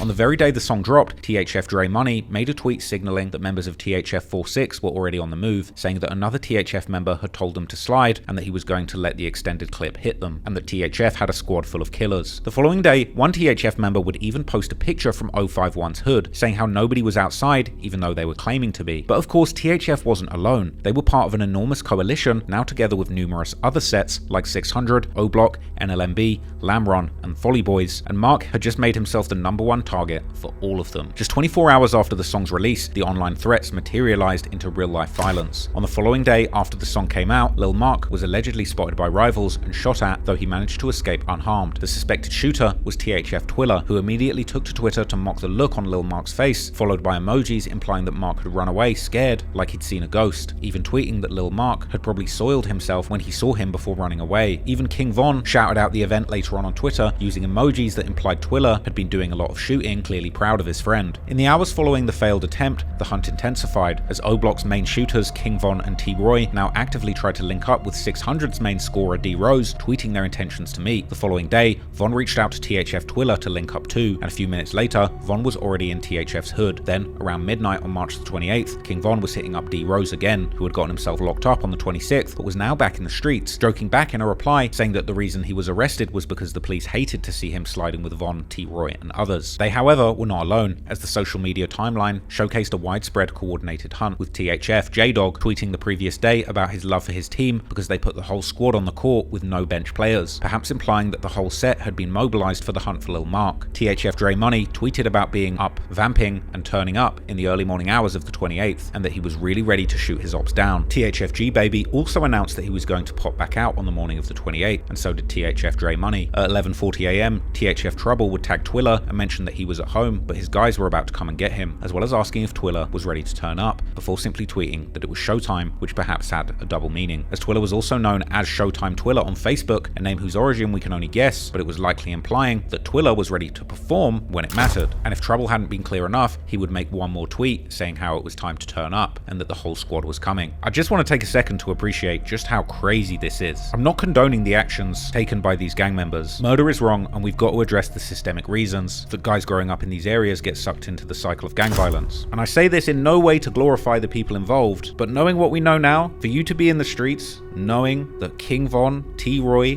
D-Rose, and the whole of THF are outside looking for you in Chicago, that is a scary sight. And it just goes to show you how much these guys hated Lil Mark, because they really got everybody off the bench and in the streets looking for this guy. At 12:18 PM, THF J-Dog would tweet how some 46K diss was nothing to him, perhaps referring to Mark's song, before saying that if you're lacking like T Streets, THF was going to fill you up with bullets, before also tweeting how his friends were out lurking, warning his ops to not get killed while looking for some clout, which seems to be a direct threat towards Lil Mark and his recent song. Then, almost exactly 1 hour later, at approximately 1:27 PM, Lil Mark was in front of a bus stop at 415 East 51st Street, a location that CPD had a surveillance camera on. This would capture Lil Mark's last moments, together with several witnesses, when suddenly a shooter armed with a handgun, equipped with an extended clip, would jump out of a vehicle firing towards Mark and hitting him multiple times, before jumping back into the vehicle, which was a silver minivan. Lil Mark was pronounced dead at the scene at just 19 years old, merely 3 days before what would have been his 20th birthday, with images of the surveillance camera that captured the shooting later being posted online, painting a grim scene that showed Mark's lifeless body laying on the ground in front of the bus stop, where all of the glass walls had shattered as a result of the shooting. But despite the brazen nature of the shooting in broad daylight, Lil Mark's killer was never officially identified or apprehended, and even years later, the case is still considered ongoing, with the Chicago police refusing to release any of their investigative files to the public. However, on social media, many of Mark's ops, the very people who had seemingly been out hunting for him right before his death, will begin pointing fingers directly at themselves. A video was posted on social media allegedly showing a group including THF Twiller, King Von, T-Roy, and D-Rose riding past the crime scene immediately after the murder. Hey, it's a 251st!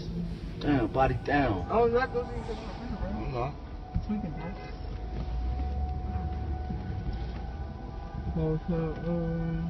Body down, 51st.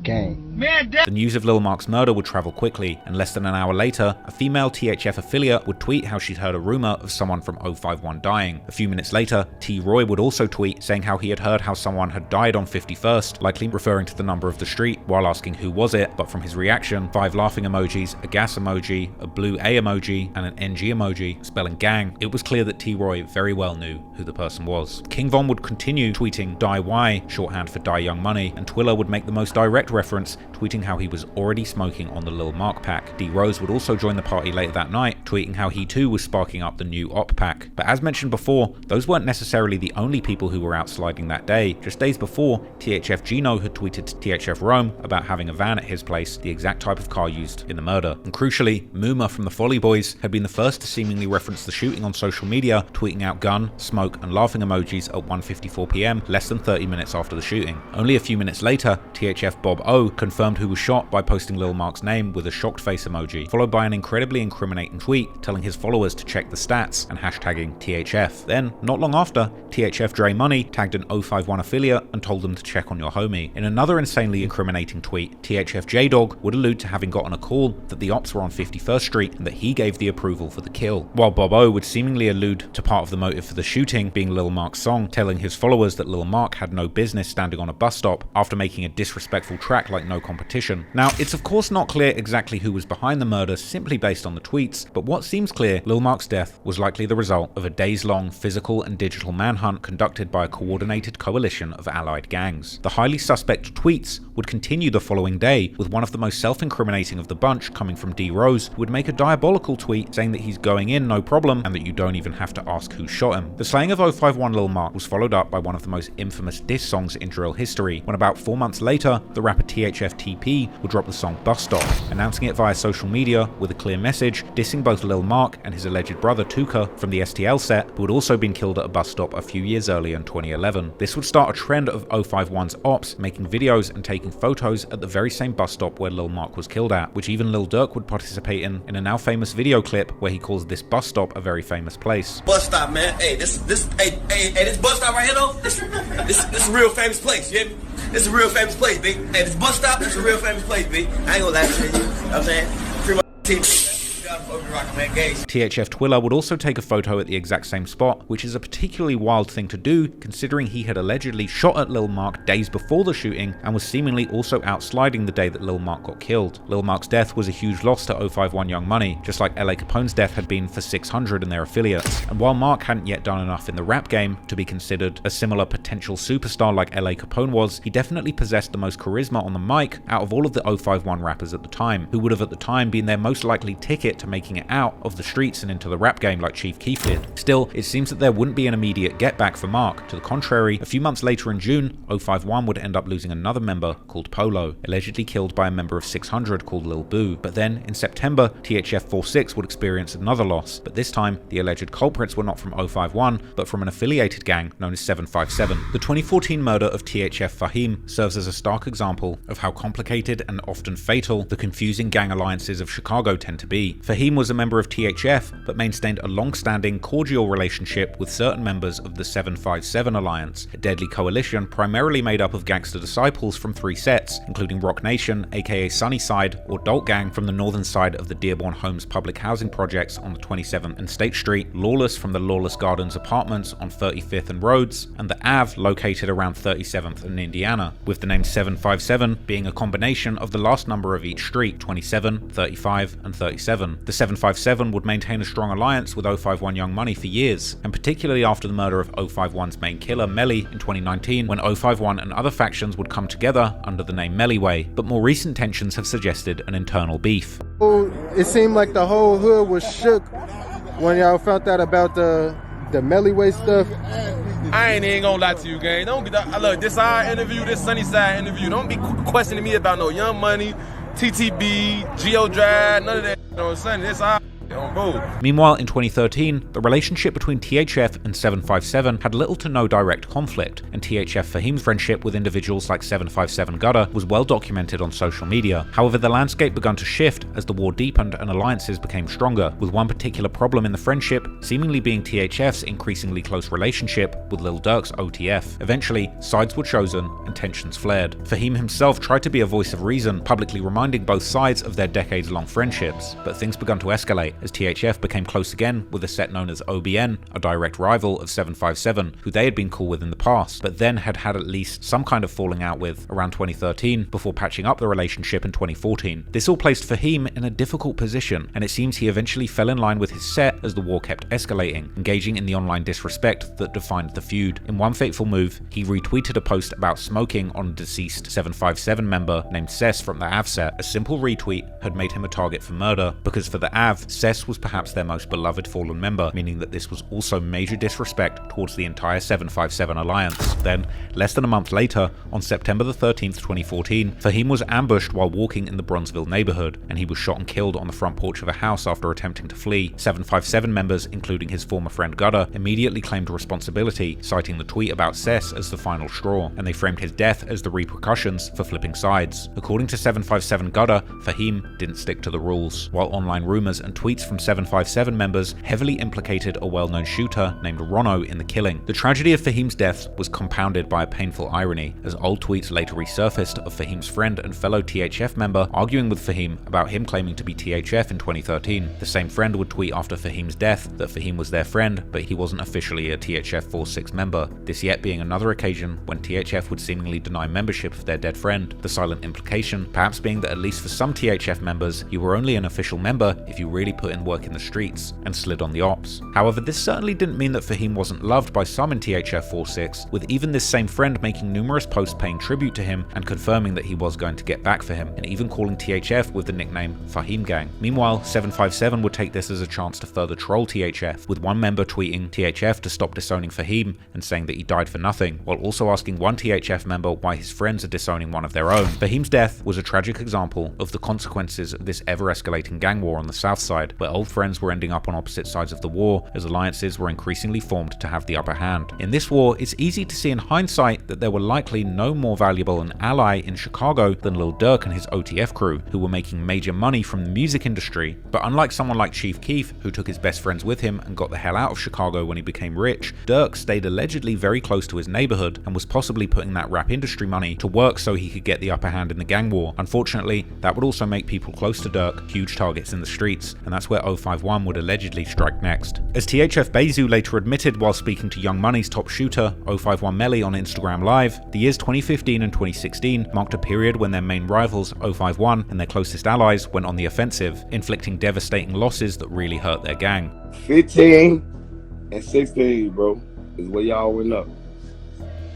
That's when it was really cracking. They weren't really. Oh, that's when it hurt. One of the most significant blows occurred in early 2015. OTF Chino was a close friend of Lil Durk's older brother and Durk's manager during his early years in the music industry, but he was also a well-respected and beloved member of THF 46. In the early hours of the 27th of March, 2015, Chino was driving with a female passenger when she asked him to stop at a Stony sub-restaurant in the Avalon Park neighborhood, a location notably outside of any known enemy gang territory. The woman entered the restaurant while Chino stayed in the car, and moments later, an unidentified male walked up to Chino's vehicle and without warning, fired multiple shots into the car, striking Chino in the head and chest before casually walking away. Chino was driven to a hospital where he was sadly pronounced dead, and in a cruel twist of irony, he had been participating in an anti-violence event with Chicago's Bull star Joakim Noah earlier that same day. This is something that Durk referenced on his track with G Herbo called Real, rapping how he doesn't even try and stop the violence anymore because Chino died at a meeting. The execution-style killing in a part of the city where nobody should have even known him pointed to a professional hit, and online speculation later swirled that it was the female passenger who had set him up. Fingers were also pointed towards THF's chief rivals 051 Young Money and what was seen as a strategic 2-for-1 hit on somebody who was a member of both OTF and THF. The digital bragging rights began almost instantly, as 051 Melly took to social media a few days later with ominous posts writing, "Rest up Lil Mark, I told you I had you, and I always keep my promises." The response from THF and their affiliates was also immediate, and they were suspecting 051, one of them tweeting the following day how they can't wait to slide on 51st and catch someone else slipping. The same member would also directly tag 051 Melly and his crew, warning them not to be outside, as well as claiming to be willing to do 100 years behind bars in order to avenge Chino. 051 were clearly over the moon that they had allegedly murdered such an important person from the other side, and the disrespect that followed was calculated and brutal. 051 affiliate Mubu Crump famously visited the very same Stony Island sub and disrespectfully asked for a Chino burger. I got that order for Nooski. Chino burger. Chino burger. Yeah. Y'all got it? Hey, right? Oh, thank you.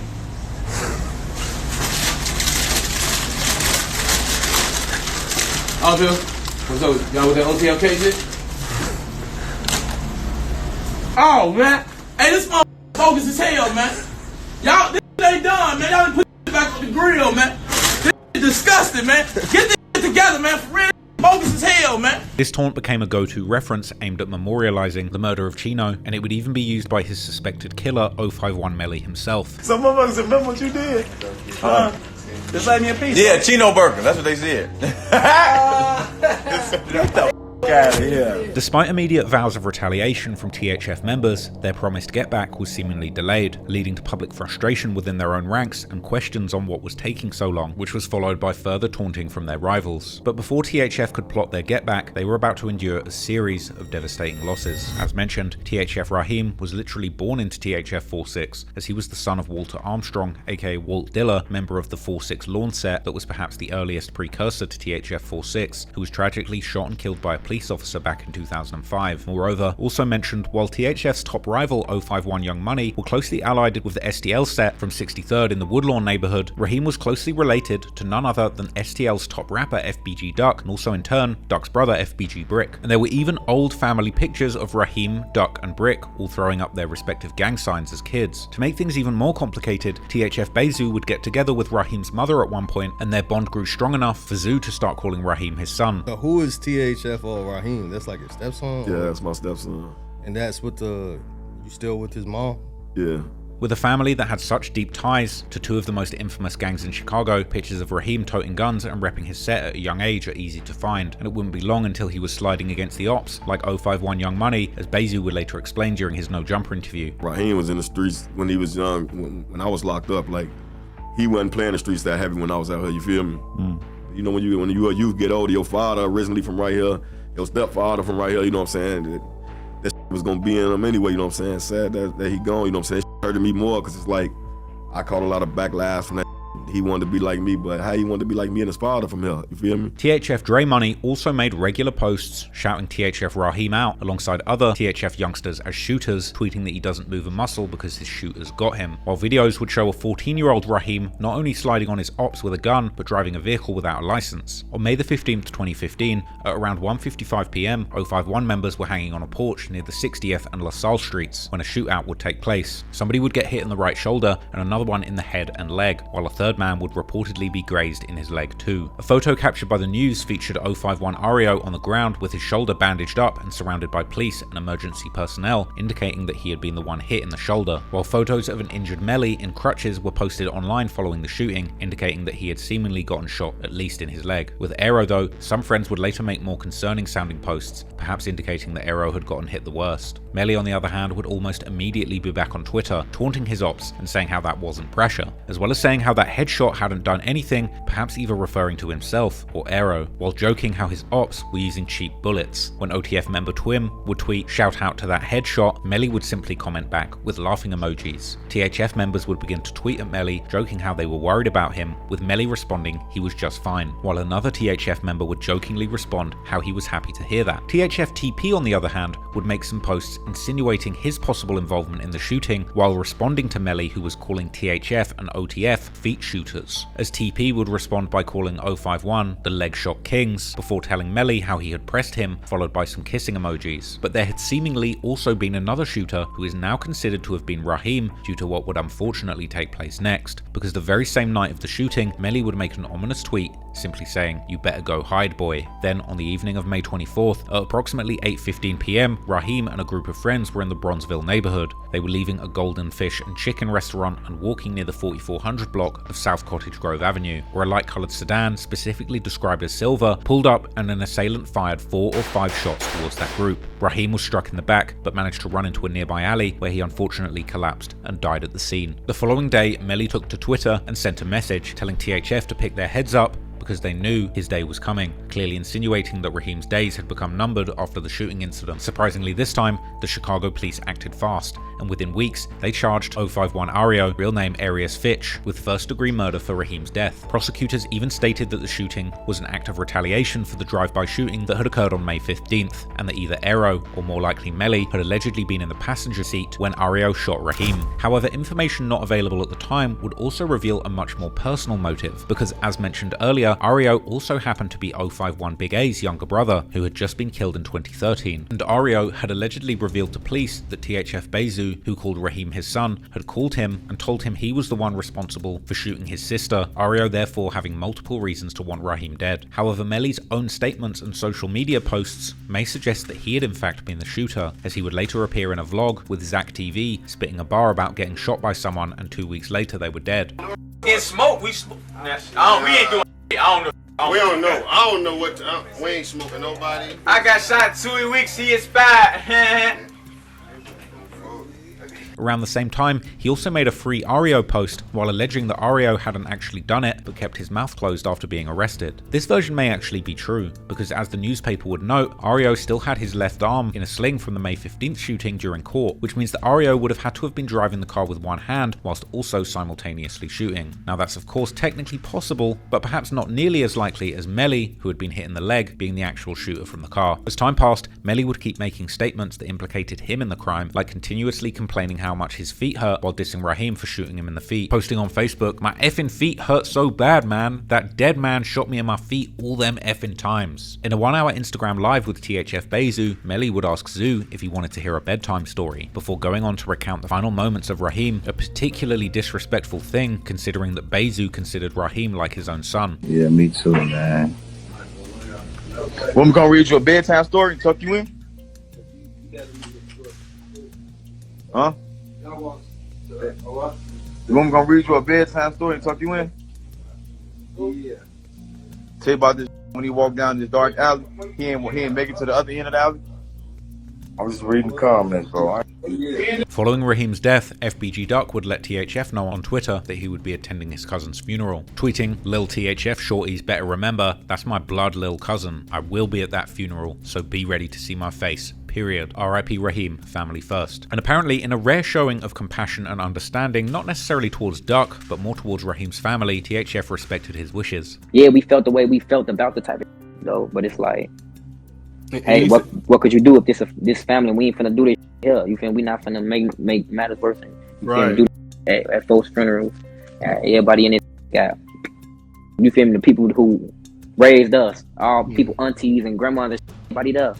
So we had to act accordingly. The loss of Raheem hit THF hard, and in return THF would allegedly go after one of 051's original members. In the relentless conflict between THF and 051, certain individuals became prime targets because of the position they held in their set's ranks, and 051 T-Berg, a respected OG who had been involved in 051 since Zico was still alive in the mid-2000s, was one of the big dogs in the set. While T-Berg would seemingly not make much noise on social media, unlike some of the younger members, his reputation and long-standing presence likely made him a high-value target in the eyes of his enemy. On a Friday evening in June 2016, while standing outside the 200 block on West Garfield Boulevard on Chicago's South Side, T-Berg and another 27-year-old man were approached by two gunmen who opened fire before fleeing the scene. T-Berg, real name Terry Bates, succumbed to his injuries, while his friend was wounded. His friends in the streets were devastated by the loss, and afterwards, his murder was openly claimed by a member of THF who seemed happy to tell the world about his involvement. During a heated Instagram live between THF Tracy and 051 Driller, Tracy would seemingly end up admitting to several crimes, including chasing down 051 member Rockhead in 2010.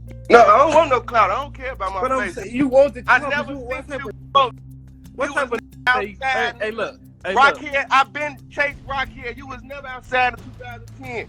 You went outside of 2013. On Kyle, you went. He would also allude to killing someone who he called Terry Berry, a statement that confused Driller at first, as Terry Berry, aka TB, was an infamous member of Taekwondo World who had allegedly been killed by O-Block as revenge for murdering one of their most beloved members, King Von's best friend, T. Roy. However, Drilly would seemingly catch on that Tracy was in fact talking about T. Berg, aka Terry Bates, and was simply confusing the names, another way of disrespecting T. Berg. What are you talking about? Oh, okay. What you hear, Terry Berry? What you hear? What you talking about? What hey, you look, hear? man, you gonna go to I jail, clapped bro. all y'all up there, boy. You gonna go to jail. So many from y'all. The self-incrimination would continue to the point where even Driller decided he needed to kick his op off of live, telling his viewers that THF Tracy was going to jail for making those statements. I stopped thinking about y'all because of Lil Mark told on me. Oh, if Lil Mark would never told on me, boy, I'd have been on y'all. On the guys, bro. He gonna go to jail, bro. What is he on? You gotta get off my live with all that. T-Berg's death represented the massive loss of a foundational member of the 051 gang, but according to some rumors, 051 would get their revenge already the same year. In November 2016, less than 6 months after the murder of T-Berg, THF would experience yet another loss when their affiliate Trayvon Dickerson, better known simply as Trevon, was gunned down in the 6800 block of South Cornell Avenue. Trayvon would be found in a narrow gangway between residences, having sustained fatal gunshot wounds to the head and abdomen, and his murder, like so many in Chicago, remains unsolved to this day. However, in some online rumors, his murder has been attached to 051, and particularly their most prolific shooter 051 Melly, who had allegedly killed Trayvon with another member of 051 called Tristo. A lot of people wouldn't buy this rumor though, with a lot of Redditors joking how online detectives like to try and pin every unsolved murder of Melly's ops on him personally. But whatever happened to Trayvon, for THF, he would be yet another person added to the long list of friends lost to the streets. And according to some rumors, THF would get their revenge almost immediately, as the next loss for 051 would come literally within the next few days. The animosity between THF and 051 and their allies went hand in hand with the drill music, and in November 2016, the Suwoo rapper TTB Nez would drop the now infamous track F the Ops Part 2, a fitting name for a diss track that went after all of Suwoo and 051's enemies. Nez dissed LA Capone, who had been taken out by 051 years earlier. He rapped about 600 member Stello, who was shot and killed in July 2015, and mentioned THF's slain member THF Black, rapping that he died shaking, followed by THF Gutter, who tragically shot himself by accident. Then he went after THF Raheem, rapping how this wild behavior had gotten him killed, adding that Raheem got crucified for THF going on the mission that wounded 051 Melly and Ario, who then allegedly got back and killed him. And Nez would even mention that he had the opportunity to kill THF Tracy, but didn't have his gun on him. Now clearly THF had seen this video as it was reposted on their Twitter, and THF Tracy even responded, calling TTB Nez's bar about almost killing him cap. That man say, that man just said he would have killed me if he had a gun. Who the is you? Like I just, what? Who the these man? These just came out some 2013. I don't know you, man. I don't give a who y'all think y'all is or that. No. The highly disrespectful track had clearly offended THF, and they were willing to do anything to teach Suwoo, aka TTB, and 051 a lesson. That lesson allegedly came at the start of December, just weeks after the track had been dropped, when 051 member Short Mac was walking in Cornell Park in the 5400 block of South Cornell. A masked gunman walked up from behind him and opened fire before running into a nearby car and driving away. This was a midday, broad daylight shooting in an affluent area of the city, yet the suspect, or suspects, were never caught. However, immediately after the murder, THF's social media started buzzing, and just a day after the murder, THF Rome posted a picture of Nuck, a fallen member of the THF 4-4 set, with the caption RIP. He also directly referenced lyrics from the track from TTB Nez, like the bar about Raheem, tweeting that he was putting people in their place, followed by an ominous tweet responding to a tweet by a THF member, T-Man, who had simply posted hashtag they forgot, with Rome responding, I think they did, lol. In yet another tweet, he warned the ops not to drop THF's name or they'd jump out and blow their brains, and he then alluded to the song by Nez being a reason for the drill, tweeting that these rappers are always putting their gang in bad situations. These tweets seemed so self-incriminating that years later they had Redditors questioning whether the Chicago Police Department even cared about solving these murders, as people had seemingly been basically confessing on social media right after pulling the trigger. The back and forth killing would sadly continue the following year, when 051 would allegedly pull off one of their boldest hits, although this time they would eventually end up going down for it. To understand what happened to THF Bobo, we have to go momentarily back in time to May the 1st, 2015, when Sorrel Marshall, a 40-year-old man from the north side, was walking a 20-year-old woman to her apartment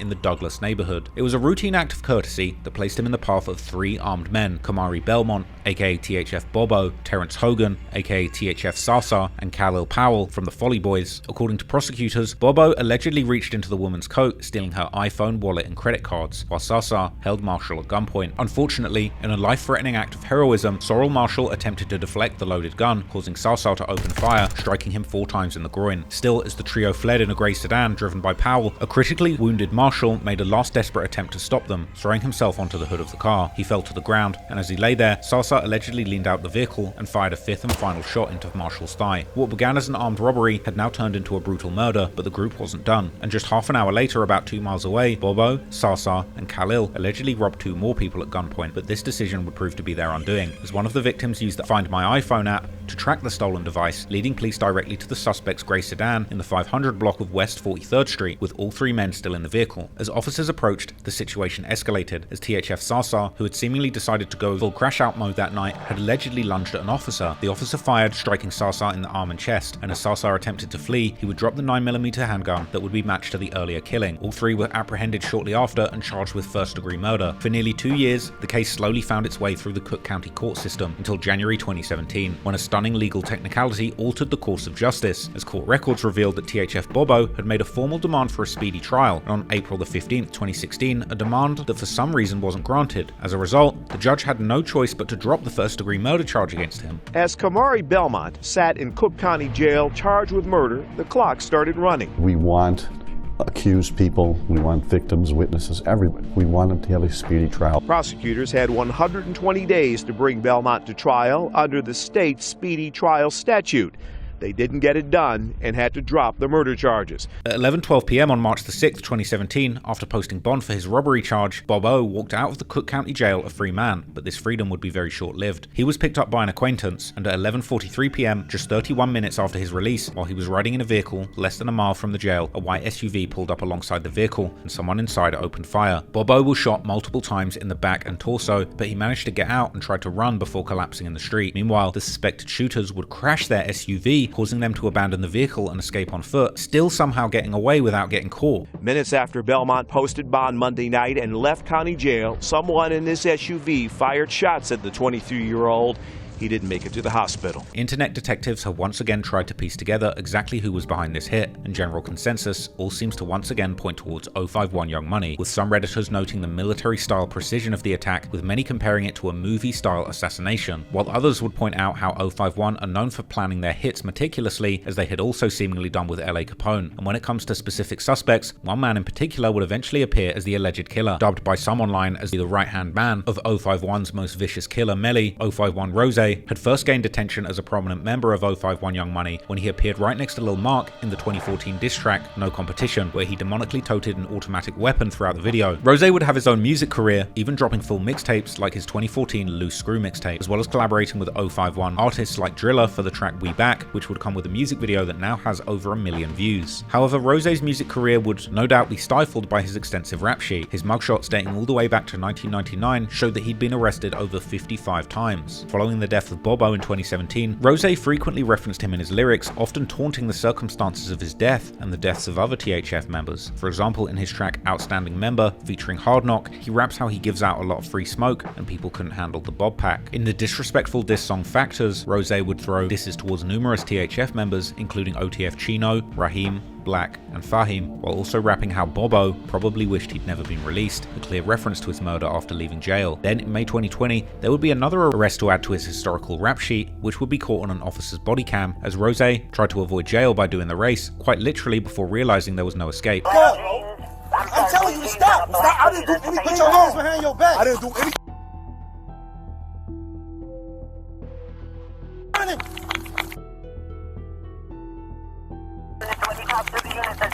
Go ahead, sir. You're in the air. Black hair, black dread. Right there, right there. I didn't do nothing wrong.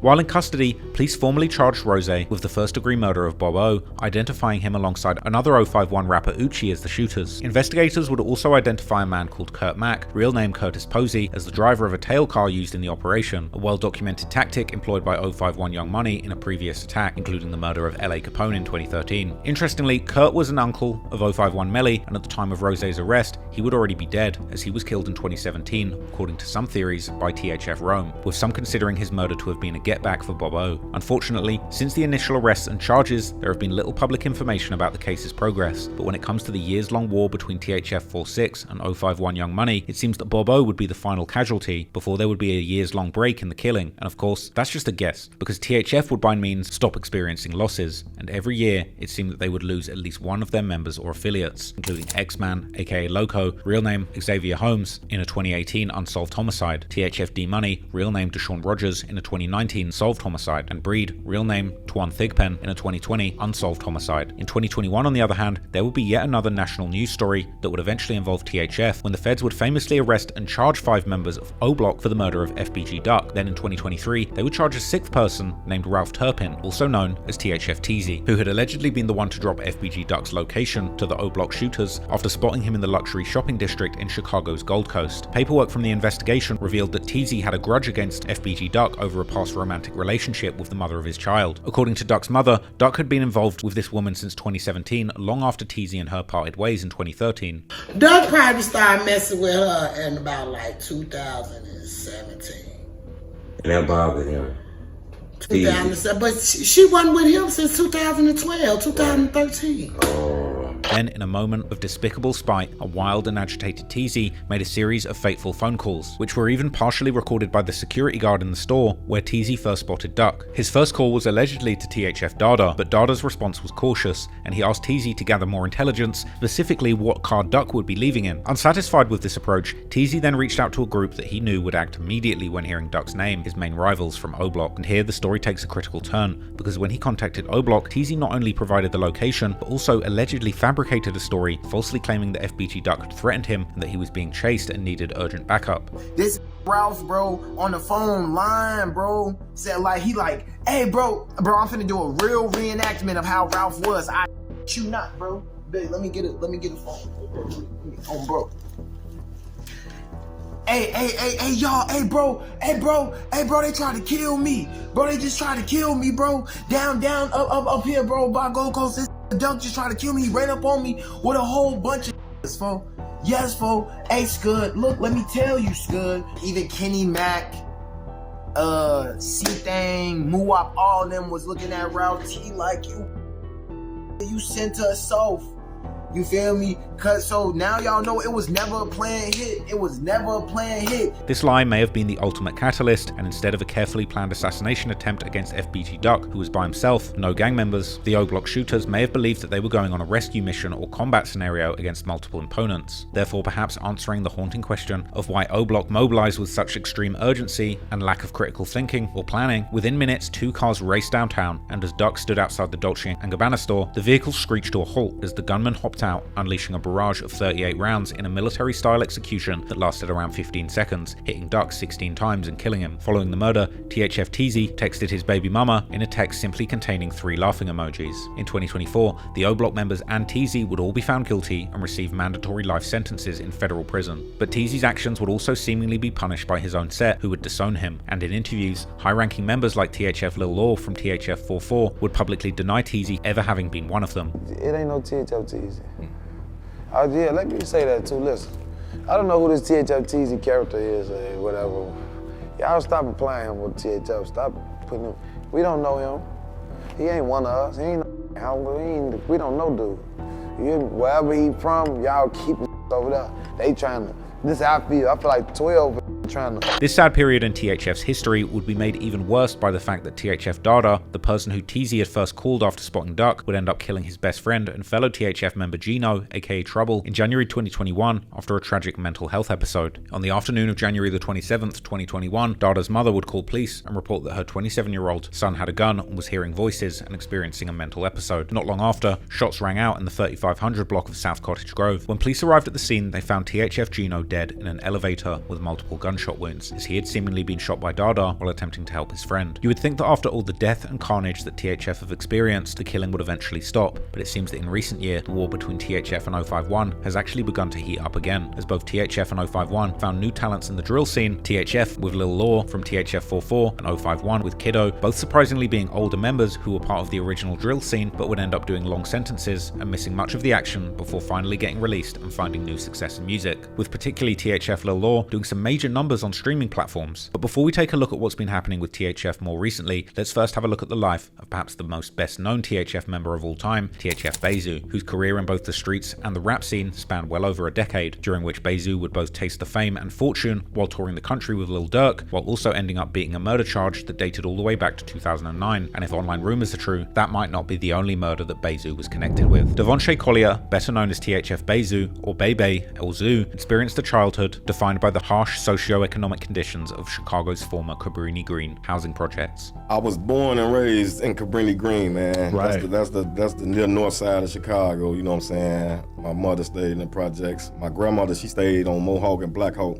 The public housing complex, constructed in the 1940s to accommodate war industry workers and veterans, quickly deteriorated due to municipal disinvestment, poor maintenance, and systemic neglect. The area that they built Cabrini Green in had a long history of poverty and violence. It was formerly called Little Hell, named after burning factory smokestacks and crime that plagued its residents. It was Chicago's first slum, the birth of both the Chicago Irish and Chicago Italian mafias, during a time when gang members conducted broad daylight shootings with little repercussion. By the 1950s, the Chicago Housing Authority put in place Chicago housing projects all around the city, one of those being Cabrini Green. By the late 20th century, it had become synonymous with poverty, gang violence, and urban blight, earning a reputation as one of Chicago's most dangerous neighborhoods. Perhaps the most notorious of the housing authority's so-called vertical ghettos was Cabrini Green. In just the first 3 months of 1981, Cabrini saw nearly 50 shootings. My children have to go to school, and I will say I am afraid over here. The cops, of course, they didn't really care. You know, these are black kids killing black kids, you know? One less black kid. In 1981, Mayor Jane Byrne moved into these projects for a total of 3 weeks to prove to the city that with constant police present, crime and gangs would go away. She was coming home one Saturday, and she said to the driver, "Take me through Cabrini." So as they were driving through, there was a paddy wagon, and they were putting a girl into it. She said, "Pull over and find out what that's all about." So they came back to the car, and they said the girl had been gang raped. She was 12. So Janie said, "Well, I'm moving in." Her point was indeed proven, as during her 3 weeks, many of the gangs fled the area, but as soon as she left, it returned to the same conditions. During the mayor's time at Cabrini, elevators were fixed, trash pickup resumed, and violent crime subsided, even if just for a few weeks. To give you an idea of the conditions, Cabrini Green was where they shot large parts of the terrifying 1992 horror film Candyman, and various gang tags would be visible throughout said movie, including the Mickey Cobras, the gang that Bayzoo became part of. Everybody probably think Bayzoo BD because he's Dirk and them. No, Bayzoo is an MC from right around this area, from the Greens. As the city began demolishing its projects like Cabrini Green in the early 2000s as part of a broader urban renewal initiative, many of its residents moved down south. I got a name out there too, like, you know what I'm saying? I got a chance to get in the field, but I was just doing bad. He was a little baby kid, you feel me?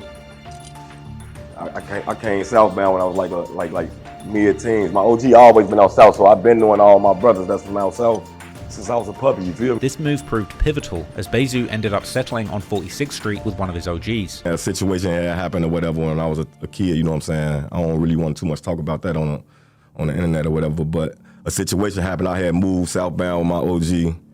That's why I really jumped out the porch and made my name for myself on the south side on low end, 46th Street, you know what I'm saying? He would become a member of 4-6 Lawn, which turned into 4-6 Terror and 4-6 Hid Squad. The gang then linked up with the Mickey Cobra sets on 44th and Princeton around the late 2000s and eventually created THF, or Trigga Happy Family. Cash Money and No Limit, they had their little rap groups and shit. You know how kids, when they little, they want to be something, you know what I'm saying? Like, we used to hang bad as hell on 46 and Woodlawn, so like, it's a mosque here right there, right now, but we used to hang there 24/7. Like, when we all meet up and come outside, meet me on Woodlawn, you feel me? So we went from 46 to Woodlawn, you know what I'm saying? Then we started hanging on Princeton probably around 2008. Like 2008, they're my brothers too, you know what I'm saying? His involvement in the gang deepened rapidly. By his own admission, he developed a passion for crime during adolescence. I didn't get no whatever was going on around me because it's like I wanted to see like, but I don't know why I had a passion for that as a shorty. Like, all the crimes that was happening around me, like, it was just a normal lifestyle for me because this is, you know, I grew up in poverty, you know what I'm saying? Like, This incident marked the beginning of an extensive criminal record that would see him spend much of his high school years incarcerated. And man, I was plotting for like 2 weeks, man. I robbed a liquor store down there. I think it was on 2nd Street, bro. I was 13 years old. I robbed a liquor store, but I was plotting with my homie. Just took a little time, you feel me? I did 4.5 years as a juvenile, so my whole high school years was over with, you feel me? Despite his criminal pursuits, Bayzoo explored music as an outlet, beginning his rap career around 2011 with the track White Rocks that also featured THF members Billa and Tonebone. The intro of the song featured Bayzoo wearing a 4624 Hit Squad shirt, the number being a reference to the Ellis Lakeview Apartments, aka Ellis Tower, one of the gang's strongholds, while Bayzoo can be seen talking about sending his younger members to go murder someone. Yeah, like you already know what it is, man. It's that time on phone now. That's what it is. Hey, come open the door, like.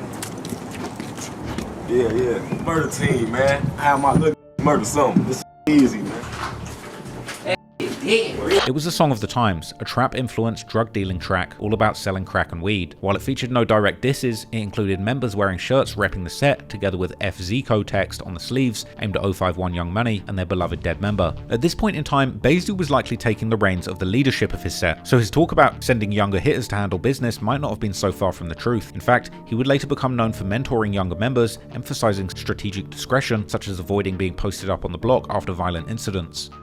Us being put up off the 6, that's not terrorizing our block, bro. I showed my shorties how to be smarter.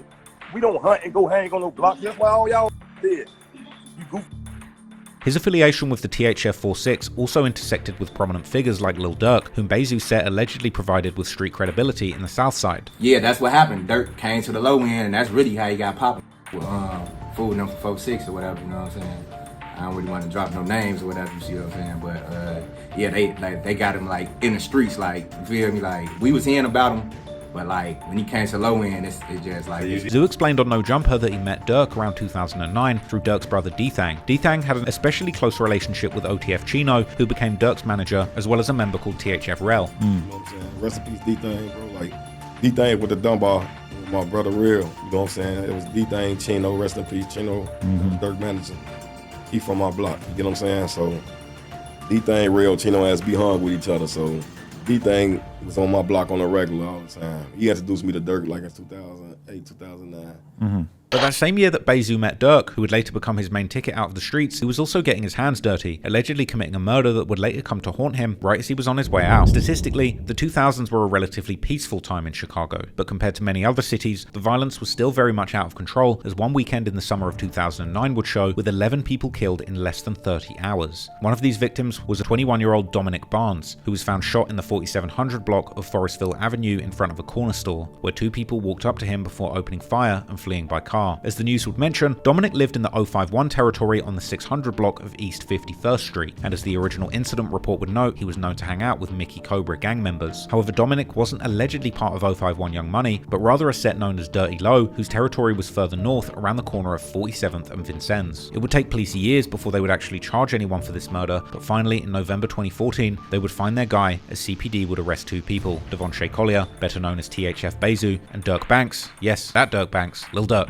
Now, to be clear, only Bayzoo would be charged with the murder of Dominic, although Dirk too would eventually be charged with another murder following this arrest. But if you want to know more about that, go and watch my video, The Many Murders of Lil Durk. Anyway, the investigative reports would later reveal that the police had in fact been after Bayzoo all the way since 2009, after a juvenile offender would provide them with some very specific information about the events that had preceded the murder, as if they had been there together with Bayzoo. For whatever reason, despite this information, the case would seemingly remain on hold until 2014, when an inmate at the Cook County Jail would provide essentially the same story from 2009, showing that there was seemingly a snitch amongst THF's ranks. According to the inmate, on July the 5th, 2009, an altercation at the 50-yard line sports bar and grill on 69 East 7th Street had turned violent, and multiple people were shot after the altercation had spilled outside. Among those shot was allegedly a GD from THF, while the shooters were allegedly members of Dirty Low. Then, approximately 8 hours after the sports bar shooting, Bayzoo was allegedly out looking for revenge, entering a grey Chevy Monte Carlo alongside other THF members as they drove to the 4700 block of Forestville Avenue, where they spotted Dominic Barnes allegedly selling weed on the corner. They would approach Dominic and ask if he was from Dirty Low, and after receiving a confirmation, allegedly, Bayzoo immediately produced a .357 revolver and shot Dominic multiple times in the body. It had taken detectives almost 4 years to piece together the case, but finally, Bayzoo was charged for Dominic's murder, with local news, including Bayzoo's image, in their reporting, while online media, like the legendary College Kids site that focused on the early drill culture, would highlight his connection to Lil Durk. However, despite having several cooperators identifying him as the shooter, after spending 4 years behind bars, Bayzoo would beat the charges, right around the same time as O-Block's most infamous killer-turned-rapper, King Von, would famously beat his murder charges, and together they would jumpstart their rapping careers with their infamous collaboration, Beat That Body, dropping in 2018. But we're getting way ahead of ourselves, because as mentioned, this murder took all the way back in 2009, which tells you something about how long Bayzoo had allegedly been in the streets causing havoc. I personally been on y'all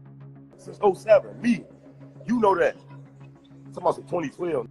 So, Also, you're probably wondering who was that snitch that got Bayzoo in trouble for the murder of Dominique in the first place. Well, 2 years after that murder, another murder would take place, and it was this one that would eventually begin to unravel everything. On the evening of July the 16th, 2011, only some hours after the murder of the alleged THF affiliate Lil Tony that we discussed earlier in this video, the Washington Park neighborhood would become the backdrop for another tragedy. 25-year-old Lorenzo Zoe Beasley, an alleged member of the GD set Met Boys, who controlled the northern end of the neighborhood, was sat in his parked vehicle at the 5200 block of South Martin Luther King Drive. At approximately 7 PM, a small grey crossover SUV pulled up alongside Zoe's car, and the driver would lean out of the vehicle before firing multiple shots at Zoe, then fleeing northbound on King Drive. Zoe may have attempted to get himself to a hospital as his car was found crashed into a nearby tree, but unfortunately, he would later pass away after being taken there by medics. The case would remain unsolved for some months until the breakthrough came in September 2011, when the Chicago police would make an unrelated arrest in relation to an aggravated battery and firearm investigation, taking in an 18-year-old THF Bra. Investigators learned that some months earlier in April, there had been a traffic stop not far from the murder scene concerning a car that matched the one used in the homicide. This car, having 3 people inside, including an unnamed occupant, Bra, and a man named Rayford Shearer, also known as THF Bucky. The lineup was created during which 3 witnesses all identified Bra as the shooter of Zoe, while Bucky was also identified as the driver. One of the witnesses would note that the offenders were members of the 4-6 Lawn Gang, the old name of THF, which at this time would have likely been better known as 4-6 Terror or 4-6 Hit Squad, and that they were at war with the Met Boys gang. The investigation eventually led to first-degree murder charges being filed against Bra, with prosecutors arguing that the shooting was a targeted, gang-motivated assassination. But Bucky was seemingly eventually released without charges due to lack of evidence. Facing the possibility of up to 40 years if convicted at trial, Bra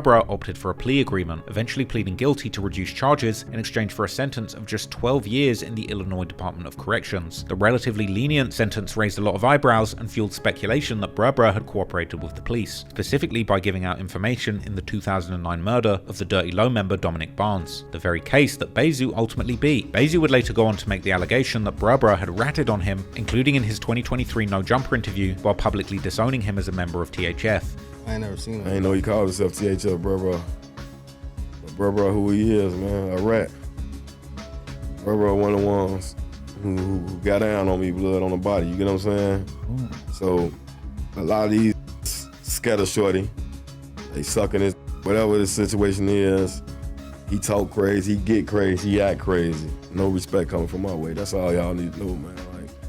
Zoo alleged that Bra's records must be sealed because even internet sleuths on Chiracology haven't been able to get their hands on them. However, he himself had the files to prove it.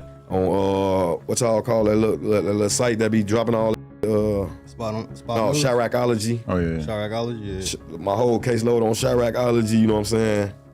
It's a lot of statements that I don't know if he got his sealed, because a lot of people caseload with their caseload, the witness name get blocked out only for trial, so you won't know your witness, so you won't get your witnesses killed or like that in Chicago. But you know, I got the proper caseload for the simple fact I'm the victim. But Bra defended himself against the allegations, saying that he wasn't cooperating but just simply providing police with an alibi since he was already fighting his own murder case. So what happened was when they asked Marty and G-Man or whatever, the 2 that got him charged, which is his homies, the older from down there, they spilled the beans and they told the truth.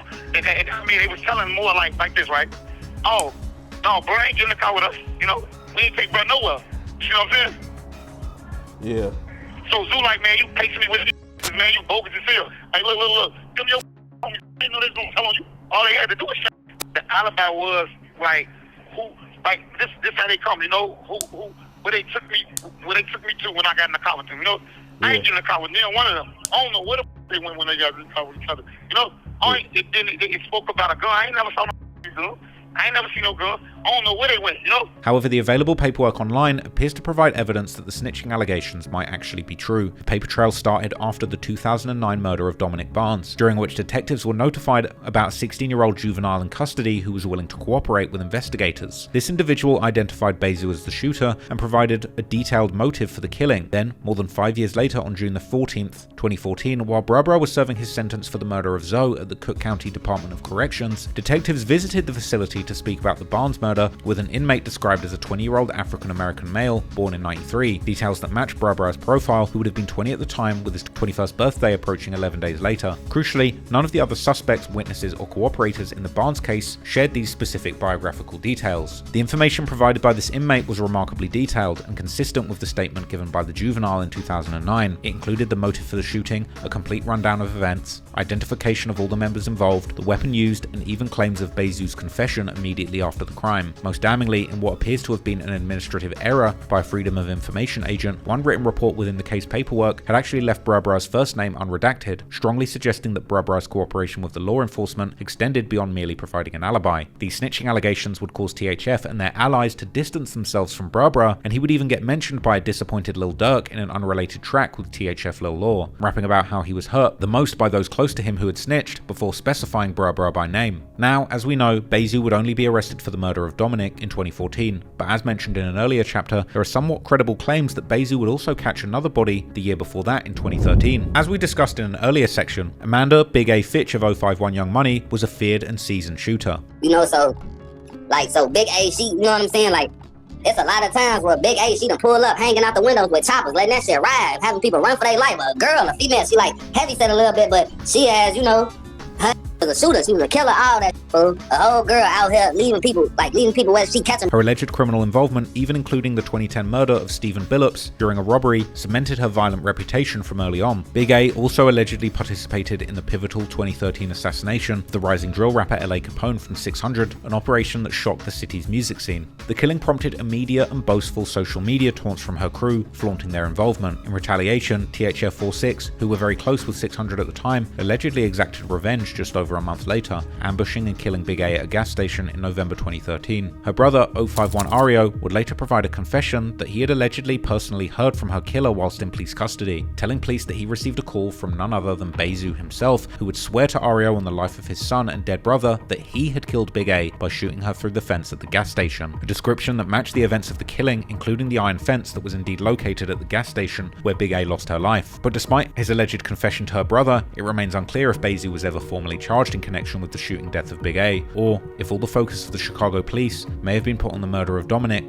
Bayzoo would be charged with the following year. But what we do know is that after Bayzoo would beat his murder charges, he would get a new major opportunity in life, as he would hop on the Chicago drill scene with two guys who were just about to become the biggest names the genre had ever seen, Lil Durk and King Von. In the world of Chicago drill music, credibility is currency, and by 2014, Lil Durk had risen from the streets of Chicago to the brink of mainstream music success, but his ties to that same world were never far behind. His association with THF Bayzoo, a respected figure known in street circles as a proven shooter, provided Durk with the undeniable gangland credibility that gained him respect in the drill scene. As noted on Chiracology, where people discussing Durk's street cred would not only point to his numerous gun charges, but also specifically referencing his close ties with well-respected shooters like Bayzoo. This relationship was a two-way street. Durk provided a platform, and allies like Bayzoo provided a layer of authentic gang ties and respect that was undeniable in the world of drill music. But, as mentioned, in November 2014, this mutually beneficial relationship would end up putting them both behind bars, when Lil Durk's peace at his suburban home in Melrose Park was shattered by police. Law enforcement were not there for Durk though,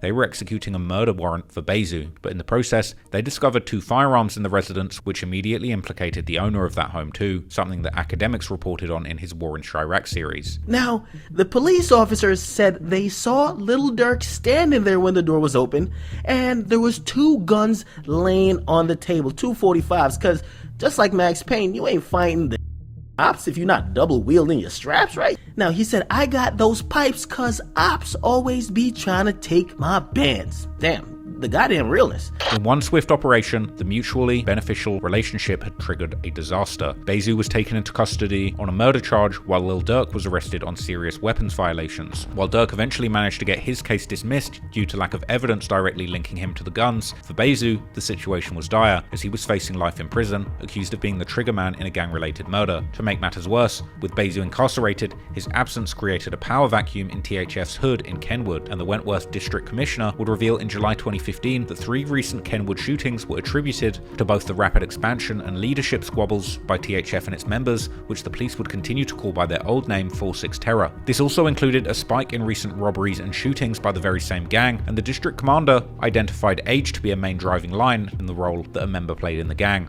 noting that the older members focused on dealing drugs while the younger were much more reckless and responsible for the robberies and shootings. Anyway, the prosecution's case against Zoo was built on witness statements that claimed that Zoo had approached Dominic Barnes, asked about his gang affiliation, then opened fire before fleeing. According to Bayzoo himself, 5 people got on the stand against him, but it was all hearsay. It was hearsay from the jump anyway, you feel me? No eyewitnesses got on stand, but it's 5 people got on stand on me in trial. 5 people, and I still came home to inshallah, you know what I'm saying? So like, he would be behind bars for over 4 years trying to beat his case. While I was in the, you know what I'm saying? And what year was this? When you 2000, I believe that was 14 to 2018. I was in there 4.5 years, probably my murder route. And then in December 2017, Bayzoo was suddenly a free man, with a tweet from Durk simply stating "No more free Zoo," welcoming him home. His release came just after King Von also beat his murder charges, which would then inspire both Zoo and King Von to hop in the booth and create their collaborative track Beat That Body in May 2018. 2018 was crazy, and Lil Durk had both of his top shooters back out on the streets besides him, but just like in 2014, this association would eventually put all 3 of them in deep trouble once again. Over the years, Bayzoo accumulated an extensive rap sheet reflecting the harsh realities of growing up in the streets and the legal problems that come with it. By 2023, at just 33 years old, Zoo had already spent a staggering 12 years of his life incarcerated, a number that he said could be even higher.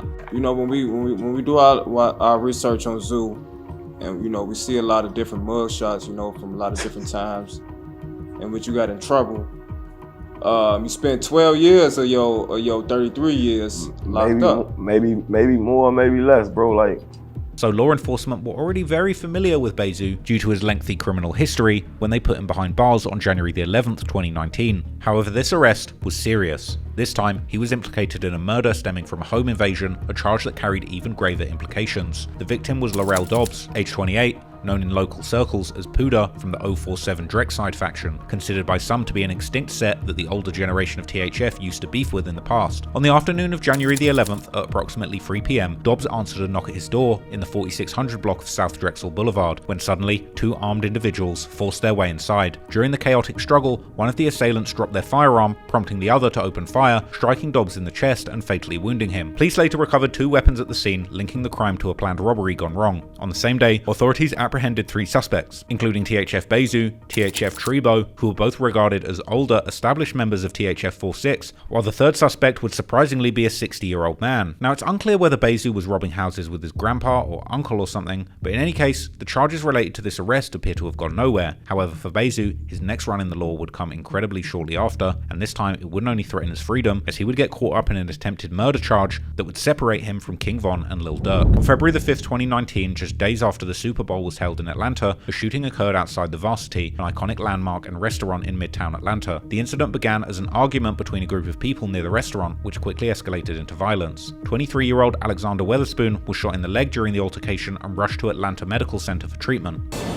Sheba, I just talked to an overnight commander who says the only information they can confirm for us is that a man has been shot and he's been rushed to the hospital. Surveillance footage from the area played a crucial role in the investigation, and the video allegedly showed Lil Durk firing shots from a vehicle, while King Von was allegedly seen on foot doing the same. Might have been involved too, because I see a guy walking from that vehicle. But if you see, like I said, when you're sitting in there, you can see something's going on in the back seat of that car. Yeah, absolutely. What are you trying to do? Yeah. Let us zoom in. Oh, sweet. Oh, man. Okay, yeah. Yeah, he's getting out. He was tussling in the back seat with somebody. Yeah. They're pulling him in, kind of. So he was in the car. He was in the car tussling with them. He got hit already. He's trying to pull his own gun. Yeah. I see. That car is still shooting and pulls off. And then that guy runs, pulling off. And then in a minute, they're going to run. Yes, let me transport the victim. Oh, I see, okay. Following a months-long investigation, warrants were issued for the arrest of multiple individuals in May 2019, including Zoo on attempted murder charges. The judge determined that the rapper is not a flight risk and granted him a $250,000 bond. Lil Durk was in front of the judge today, and the rapper is facing attempted murder. Now, part of the stipulations for the $250,000 bond is he can't be near weapons, he cannot have contact with anybody involved in the case, and no association with gang members. The cases against Lil Durk, King Von, and THF Bayzoo, and also a fourth rapper, AAB Hella Band, stretched on for over 3 years without going to trial. And the turning point came in October 2022, after both Hella Bands and King Von had already lost their lives to gun violence years earlier. In a dramatic turn, the Fulton County District Attorney's Office under DA Fannie Willis moved to dismiss all charges against Lil Durk in October 2022, citing prosecutorial discretion due to insufficient evidence. Fulton County District Attorney Fannie Willis has dropped all charges against Chicago rapper Lil Durk in connection to a January 2019 shooting near the Varsity restaurant in downtown Atlanta. Durk, whose real name is Derek Banks, was facing several felony charges. Although probable cause existed for the defendant's arrest, the decision at this time is not to prosecute. The DA's office cited prosecutorial discretion as the cause for dismissal. THF Bayzoo later hinted via social media that his charges were dropped too, fueling rumors that Durk and Bayzoo had shifted the blame onto the deceased Von. However, according to Byron Blake, during his analysis of the paperwork, prosecutors had a flimsy case. The victim had a gun, and Durk and Bayzoo's legal team were claiming self-defense. The alleged victim is the guy who was getting thrown under the bus. I can't even say he getting thrown under the bus because he snitched on them. He got shot, snitched on them, and they just played, self-defense. Hey, look, While Lil Durk and Bayzoo emerged legally unscathed from this incident, their trouble was far from over. In October 2024, the federal arrest of Lil Durk for an alleged murder-for-hire plot aimed at avenging the 2020 killing of King Von sent shockwaves through his inner circle and the broader drill community. The investigation remains centered in Los Angeles, but its implication threatened to expose Durk's deeper connections to Chicago gang violence, potentially implicating key figures like THF Bayzoo and unraveling long-buried secrets. Durk's arrest allegedly also triggered a financial crisis for those dependent on his support, including members of THF and OTF. One member in particular, OTF Boona, recently got locked up for a murder, home invasion, kidnapping, and assault charges in Georgia after allegedly breaking into a man's house, duct taping his hands, demanding and searching his house for money and other items before driving to a church parking lot and fatally shooting the man 17 times. This would be an ironically tragic series of events, given that Lil Durk once rapped that he paid Boona just to not kill people. Rumors would spread online that this indeed had a financial motivation behind it, alleging Boona may have owed the man money for drugs, leading some to theorize that Durk getting locked up meant that all of the shooters around him had gone back to the trenches to do what they know best. But Redditors would also mention THF Bayzoo, with a post accusing Zoo of calling people broke on the net for the past 3 years, but suddenly going quiet after Durk's arrest. Something that Lil Zay Osama would insinuate when speaking to academics, saying that Zoo was back out in the trenches and out of money. But Zoo a good though, for real, Zoo a good. But he back in the trenches up wearing white beaters all day. Yeah, I mean, that's just what it is. He ain't do the right thing with the little money he was getting, man. But others would suggest another reason for Zoo's low profile, the federal case against OTF. This silence mirrored Durk's own pre-indictment low profile, where he seemingly tried to clean up his image by doing anti-violence initiatives and promoting his conversion to Islam. This would seemingly prove true when on September the 5th, 2025, Bayzoo resurfaced in an interview with Young Will, where he adopted the persona of a reformed elder, speaking passionately about the corruption in the city and the need to uplift the community. I just look at it like, we a big influential city all around the world, you know what I'm saying? So like, our city's so corrupt and it's built on so much hate. I just be trying to be different, you know what I'm saying? Everybody that I see that's going hard and going crazy, but you know what I'm saying?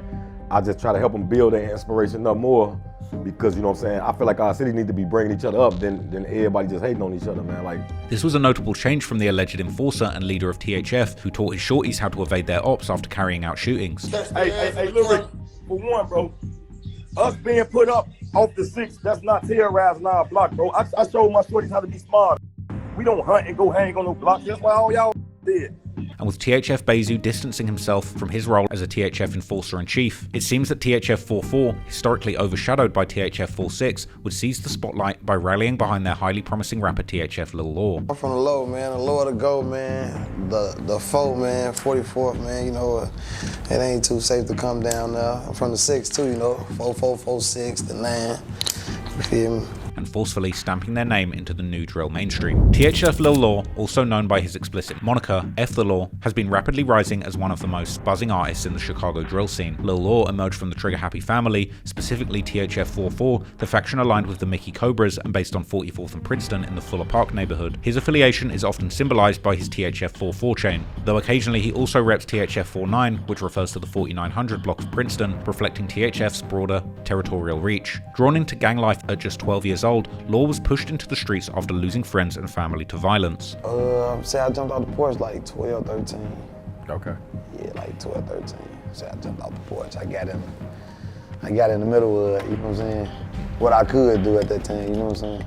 Honestly, I'm gonna say deaths, close people to me, dad, cousins, you know what I'm saying? As he noted in an interview, when fistfights turned to gunfights in Chicago during the 2010s, he had to adapt to it. A lot of people who from Chicago know, like, I'm gonna say 2010, 2009, everything changed from when we was fighting to ain't no more fighting, you know what I'm saying? So it was like, you gotta get with the times or you know what I'm saying? In Chicago, you either gonna get with it or you gonna get it. This adaptation allegedly included him becoming a shooter for THF, a role that cemented his reputation, but also entangled him in the justice system. And just as he was getting into music, his legal troubles began. In November 2015, the same month he dropped the track Twitter Beef with O-Block's Prince Dre, he was arrested on 2 attempted murder charges, but ultimately pleaded down to aggravated battery with a firearm and was sentenced to 6 years in prison. It was during this incarceration that he truly started rapping, and unlike many drill artists who blur the lines between gang and label, Lil Durk being the main example, Law would demonstrate a strong business sense upon his release, as he went on to found the Handler family, a music label intentionally distanced from the Trigga Happy family gang despite having the same initials. The Handler family, man.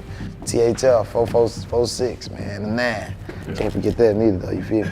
But yeah, we THF is, a lot of people probably think it stands for some other shit, you know what I'm saying? But we really, right now, we really on business though, as far as like pushing the guys who come behind me. Yeah, we just handling it. Despite being barely 3 years into his promising musical career, Lil Law has rapidly ascended within the drill scene. However, as history has shown, with the biggest artists in THF and OTF, commercial success in drill music often hinges on maintaining street credibility. And unfortunately, many drill rappers choose to stay active in the streets when they get popular enough to leave them behind. Whether because they don't know that it's good for their brand, or perhaps more likely they just don't know how to quit something that's been part of their whole lives. True to this pattern, Lil Law didn't remain on the sidelines for long, and his re-entry into the music industry also placed him swiftly back in the crosshairs of his ops. In the late evening of June the 30th, 2022, police responded to a call of shots fired at the 4624 South Ellis Avenue within THF 46's territory. Upon arriving, they found 051 Young Money member, who also happens to share the nickname Lil Law, dead on the sidewalk. Lil Law, real name Lawrence Longstreet, had a fatal gunshot wound to his chest, while a second victim, a woman, had been injured in the shooting but ended up surviving. Witnesses told officers the suspect ran into an alley and drove away in a grey SUV, and reports noted that a firearm was found in 051 Lil Law's possession. When the news hit the net, many people had questions about what exactly an 051 member was doing in the heart of THF's territory, with one rumour being that he was visiting family, while another, perhaps a more likely theory, was that 051 Lil Law was actually sliding on THF. It would be a woman with alleged inside knowledge that would give some answers, alleging that 051 Kymion, 051 BA and 051 Driller had been with him during a shooting but left him behind. I'm laced because BA, Driller, and Kymion, they left Lil Law, and they keep trying to make it seem like, you know, that's not the case, right? Right?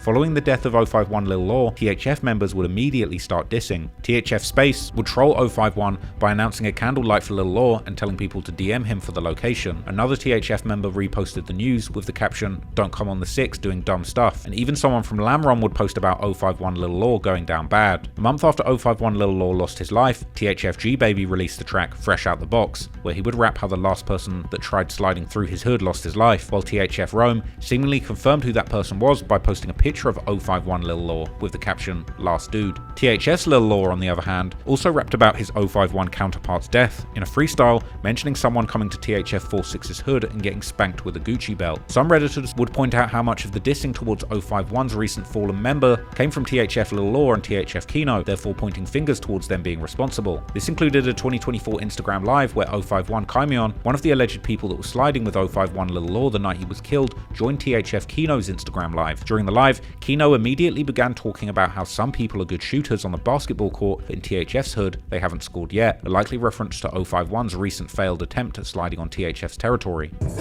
I heard nice in the gym, but out here ain't score a bucket.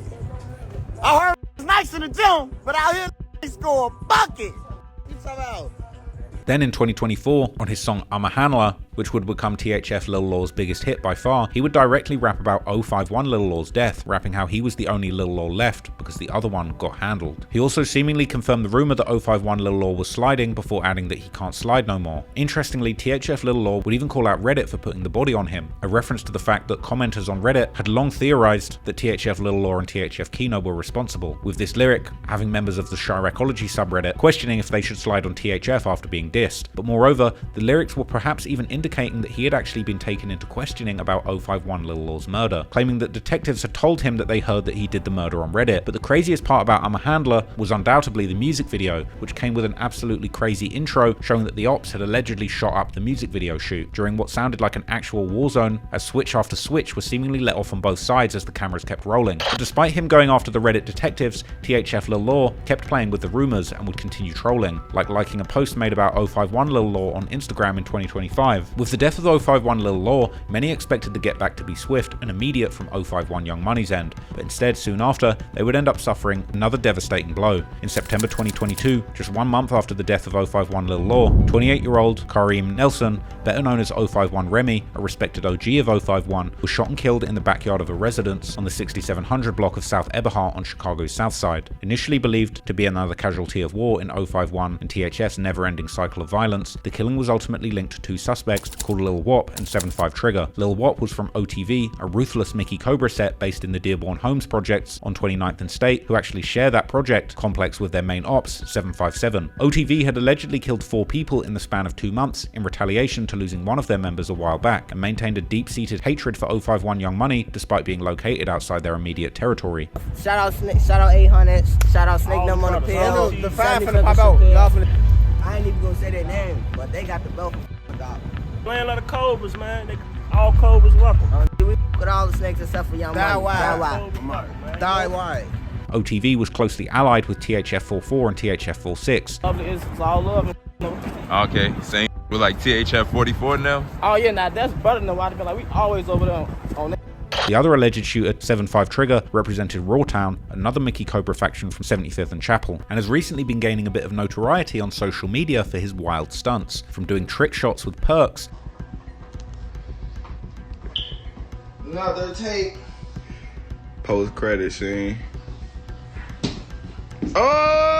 To smoking on innocent people killed in shootings, and even having a story collection on his Instagram simply titled Dead Ops, which features him broadcasting his dead ops on his living room TV. 75 Trigga also represents the Mickey Cobra snakes to the fullest, rocking green hair and a green face tattoo, and even sliding through the Chicago streets, toting guns with green switches, with one Redditor joking that he probably moves around making hissing noises like a snake too. But while 75 Trigga may be an alleged killer, he's also a vegetarian, which he tried not so eloquently to explain to DJU. I'ma give you the shortened version. So basically, we eating more animals than the animals and making more animals. So they making the new meat that y'all eating, that y'all eating. They making the new meat that y'all eating us. And they said they trying to save animals so we don't run out of animals in the world. And that was enough for me. Anyway, following the murder of 051 Remy, OTV members engaged in a startling campaign of social media bragging, with one member posting a caption saying Remy got killed and 051 ain't do anything, while another member would rap on Instagram Live how Remy got dealt with trying to take out the trash. Hey, she just sucked me. She ain't got no with me. A goofy got his dealt trying to take out trash. An incriminating thing to know, considering him getting killed while taking out the trash may not have been public knowledge. OTV member JD would also find a creative way to claim OTV's alleged bodies by using emojis, with one post including an emoji of a man taking out the trash, clear reference to the death of 051 Remy. Then in May 2023, during an unrecorded Instagram live session that was widely discussed on both Chiracology and Chirac Hits pages on Reddit, 75 Trigga allegedly admitted to killing 051 Remy directly. OTV continued to claim responsibility through their music as well, with member 2 Prince, releasing a song titled No Hook, where he rapped how, since Remy just got killed, people can't say OTV isn't sliding. Members from THF like Kino also joined in on the dissing, mocking 051 Remy, likening him to a bottle of Remy Martin cognac, and saying that his bottle broke. Getting that Remy. Oh. Bitch, Remy bottle broke. But following the murder of 051 Remy, THF's toughest months were just ahead of them. In April 2023, THF lost a member called Fatboy in a shooting, which took place inside a home, which was followed by another member named JJ losing his life in August, and a rising THF rapper named T Shooter later that month. Then in September 2024, it was once again 051's turn, when a man was fatally shot and a woman critically wounded on the 7400 block of South Kimbark Avenue. Police say gunfire started just before 9 this morning at 74th and Kimbark in Grand Crossing. A man and a woman were in a car when a white sedan pulled up. Police say 3 people got out and started shooting. The man died and the woman was taken to a hospital. No arrests have been made. The man would later be identified as 051 Mills, a long-time respected member of 051, while the woman that was critically injured in the professional style hit was his sister. 05 Mills at the time was considered by many to be 051's biggest loss in a long time, with pictures of 051 Mills together with 051 members like Melly and Fathead dating all the way back to the 2010s, while Mills had even featured on Lil Mark's 2013 drill classic No Lackin'. It wouldn't be long until members of THF responded via social media. A subliminal post from THF Sosa around the same time that Mills died would include a kissing emoji, seemingly taking place before authorities had even publicly identified the victim. Another story from another member simply included the caption "Good morning" with the laughing emoji, while other members would comment RIP to a fallen THF 44 member, Nuck, who just happened to have died on the same day in 2015, with THF Kino posting that Mills getting hit on Nuck Day is crazy. The reason behind the shooting, according to one comment on a Truth Teller video reporting on Mills' death, was that 051 Mills had been shot in retaliation for shooting up THF Lil Law's I'm a Handler music video. A comment that may have seemed far-fetched at the time, but less than a year later, confirmation would seemingly come from THF Lil Law's begrudged baby mother, who in July 2025 began a mad tirade using THF Lil Law's Instagram account to post a series of highly incriminating Instagram stories, with one story caption reading, "I can't wait till the police catch you for them murders, bitch," which was followed shortly by another where the caption read, "What happened to 051 Mills?" Now it's possible THF Law had been doing some young thug pillow talking, because these are some wild accusations for the mother of your child to make, but she wasn't done. Not only did she want THF Lil Law locked up, she seemingly wanted him dead, as her next diabolical post would give his home address and read, "That's where he's living at." Now, whether or not she was being completely honest, this definitely wasn't a good look. Her revelations exposed potentially damaging information about THF's activities, making it easy for anyone interested to connect the dots. The loss of an outstanding member such as 051 Mills guaranteed retaliation, and members from 051 and affiliated Geo Drive set all paid their respects while promising get back. But one of the first to indicate that they were actually sliding would be 757, who were willing to put their recent tensions with their old allies 051 behind them to get back for 051 Mills. Just months later, on Christmas Eve, the brutal aftermath of that get back would be captured by a bystander as another THF member would be taken out.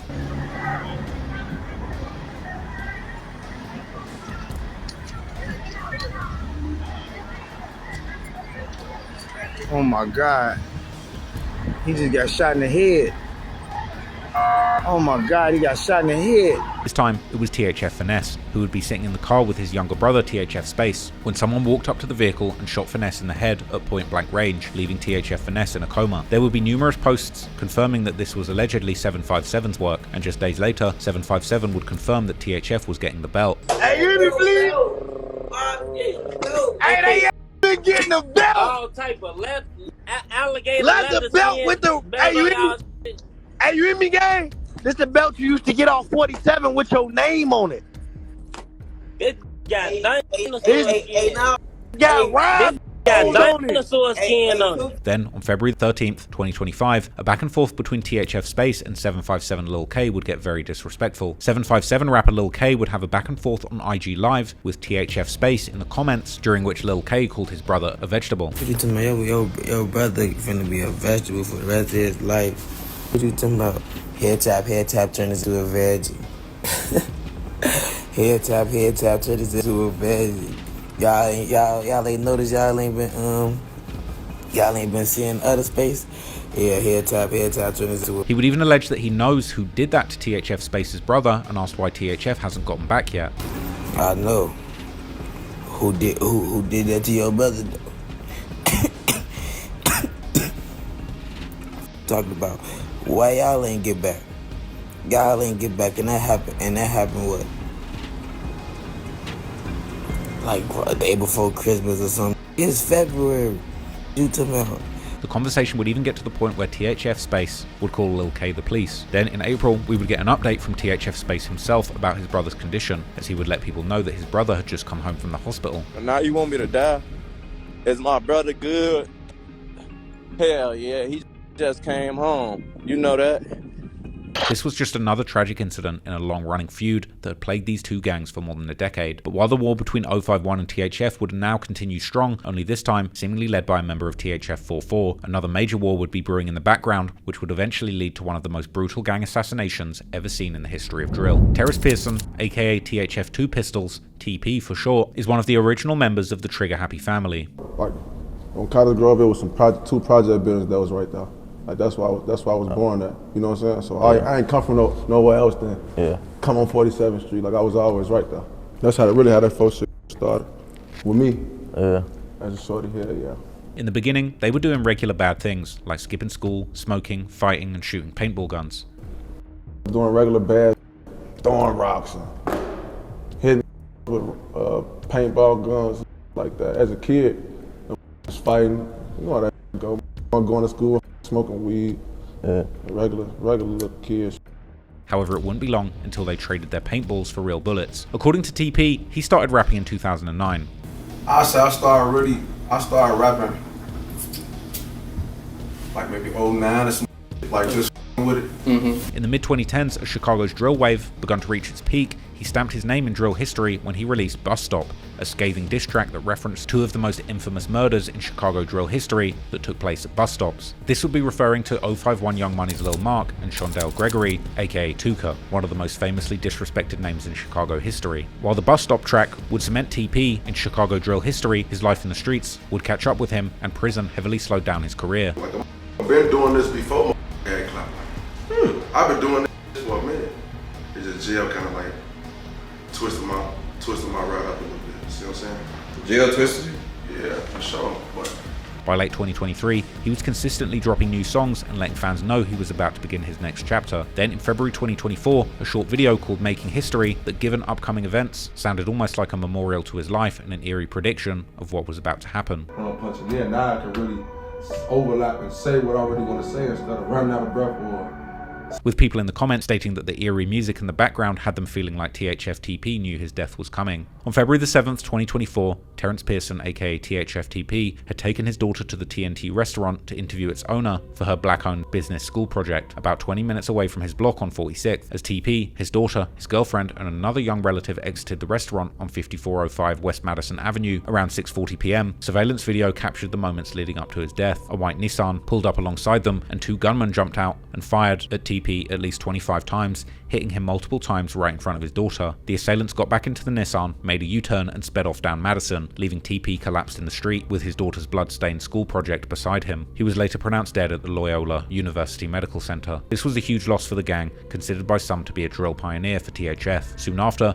the news of THF TP's passing reached the people close to him, and members from THF would post their heartfelt messages in honor of their friend. Amongst the mournful included others that vowed to get revenge. THF Bayzoo posted a photo of him and THF TP, captioned that he should be pushing peace, but the streets wouldn't let him. THF Lil Law captioned his photo of THF TP with the promise that so many of their ops were about to be on their way to meet him in the afterlife. Meanwhile, as detectives were trying and failing to piece together the tragic Westside murder and to find who was responsible, rumors online would immediately point fingers towards the longtime THF enemies 051 Young Money. Because just as posts paying respects to TP started appearing on social media, several 051 Young Money members got online to shout out one of their fallen members, 051 Lil Law, who, as previously discussed, had been suspiciously gunned down in 2022 while walking with a girl in the late evening through THF 46's hood. 051 Driller would chime in, seemingly warning all of THF from crashing out as a result of TP's exceptionally brutal murder. But perhaps most revealing was 051 Kiddo's Instagram story post, a photo of Lil Mark, the same 051 member, mocked in TP's hit song Bus Stop. Strangely,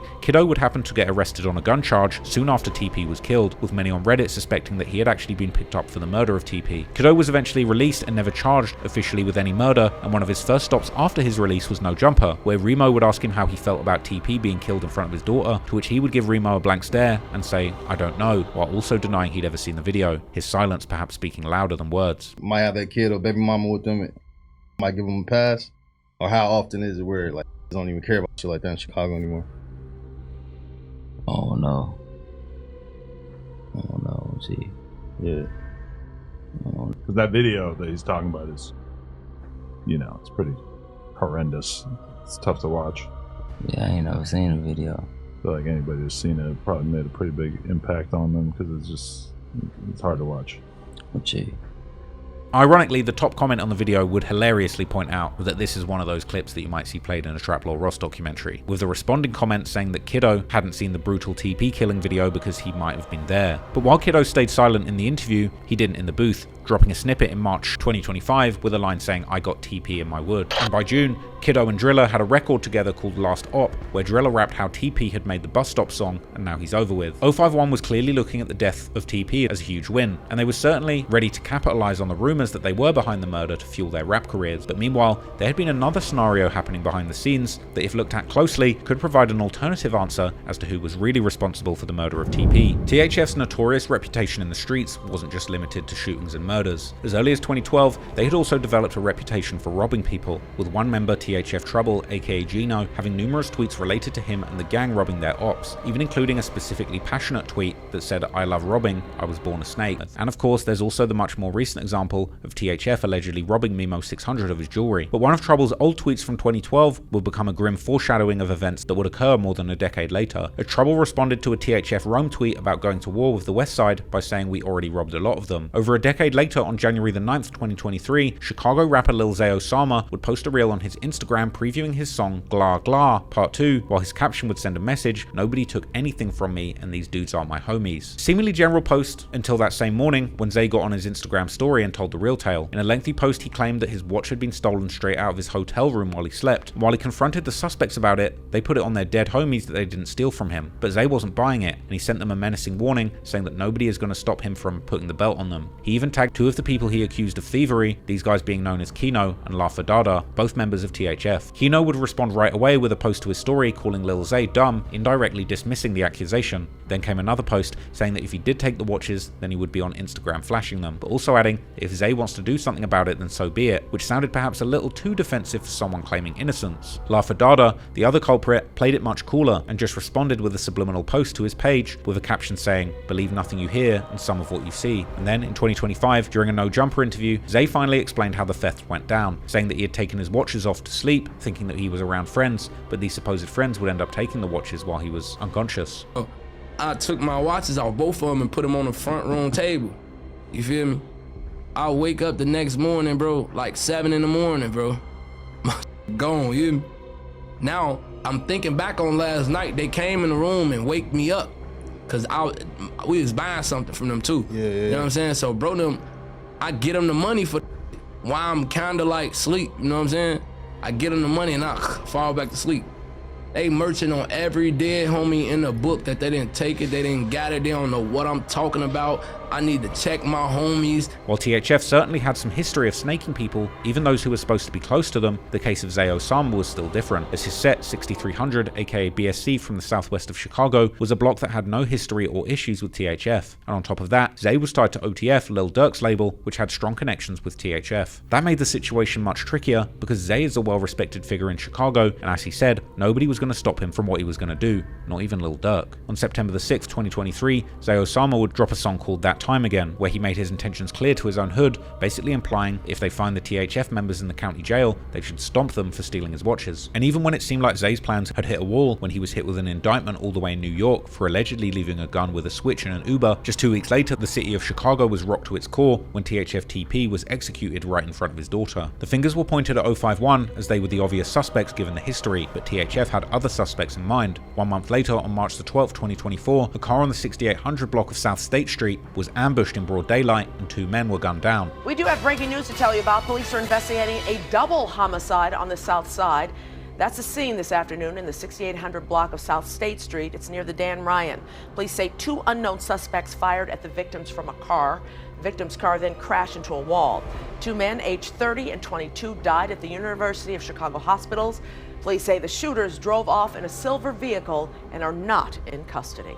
One of the men killed happened to be Man from the Bassville set, better known as BVC, who has deep ties with 6300, the very set claimed by Lil Zay Osama. When news broke of Man's death, a chilling photo of him laying lifeless in the driver's seat of his car began to circulate, and THF reposted the picture, ruthlessly mocking him, which would be a confusing post to many, as THF and BVC had no known beef at this point. In August, THF Lil Law was still sending shots, dropping his song McNugget, which included a cryptic line that suggested that they had already gotten back for TP, as he mentioned how somebody had already got killed but he can't talk about it. The next month, Chicago videographer TD with the Shot posted a video where he captured THF G-Baby rapping in the studio. In the clip, he rapped how a rapper had gotten his stuff stolen because he thought people were his friends, a seemingly innocent line, but the reaction told a different story. Bashville member BVC Von reposted the clip in anger, accusing G-Baby of lying in his raps, writing that nothing was took, it was stolen, and that now there's blood everywhere, a sign that Lil Zay's missing watches might have gone from a petty situation to a deadly one. By February 2025, Lil Zay Osama was finally released from prison, but his 14-month sentence wasn't nearly enough time to make him forget about his watches. And on June the 13th, 2025, he released a snippet for his song One As I Love, where he would say, Man, he from the one, he got that get back for that watch. Blatant admission, seemingly tying his ally, who had recently been killed, as a possible get back to the murder of TP. And just in case you weren't satisfied with that amount of self-snitching, the next day, Lil Zay's brother Big Folks reposted the clip, quoted the line, and added 2 words at the end, FTP. In August, while Zay was on a promo run, he would pull up to do the No Jumper interview where he would address a number of things, but particularly chilling would be his thoughts on using a member of a group to hurt the rest, perhaps hinting that if they couldn't get the actual thieves, they got TP instead as collateral damage.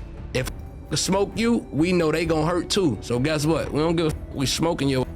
You get what I'm saying? It was like a viral video of THF TP. He was walking with his kids, and that went, you know what I'm saying? Yo, funny as hell, bro. You fried, bro. Leave there, yo. Crazy looking that ain't got no structure, no guidance, bro. You feel what I'm saying? Out here do anything when you with whoever. Then they kill your kid, folks. You know what I'm saying? So you gotta be mindful of that when you out here doing it, because ain't no sympathy, ain't no span, nothing, ain't no none of that. A day after the interview, THF member Rome went on Instagram to taunt Lil Zay, now showing off the very watches that Zay said had gotten stolen from him, while saying that the watches were still in Chicago, and that if Zay wants them, he has to come back from Cali to get them. Then THF Kino, the alleged watch thief himself, after years of denying he'd taken anything, posted a video of the watches, showing that he had indeed possibly taken these watches while Zay slept. Zay would respond with a whole array of expensive watches, 6 figures worth, including a Richard Mille, a Patek Philippe, and Rolex Day anniversary, together with laughing emojis. And then, to wrap up the self-snitching Olympics, Lil Zay would go on live from a poolside and spell it out for the whole world, ominously saying that 2 of his watches got stolen, and in return, 5 lives were taken, and they were going for 5 more. I stole, about 5 lives got took. Now run and tell that. We trying to go for 10. Unfortunately, in the grand scheme of things, Tay may not be wrong about the number of casualties that a beef like this can produce in the long run, and while he may have moved to California, putting distance between himself and the streets of Chicago, many of those close to him likely don't have that same luxury. In September 2025, there would be yet another big-time shooting in Chicago, as 6300 affiliate and close friend of Lil Zay Osama, DMG Scoom, was shot dead, eerily just 24 hours after posting an Instagram story renouncing his gang life. Afterwards, THF Rome would make another ominous post on social media, saying how Zay was sacrificing his friends while hiding in California. Unfortunately, in the streets, pride and ego rarely allow peace. Lives have already been lost on both sides, and even though Zay may feel like he proved his point, the scoreboard mentality is hard to overcome long term. This is just the latest in a long line of deadly beefs that have had devastating impacts on THF's members, friends, families, and the wider community. I truly hope that the cycle of gang violence can end eventually, before even more lives are lost and ruined. I hope this video gives you a deeper understanding of not just the tragic events that happened, but also the systemic reasons why they happen. Pray for peace. Thanks for watching.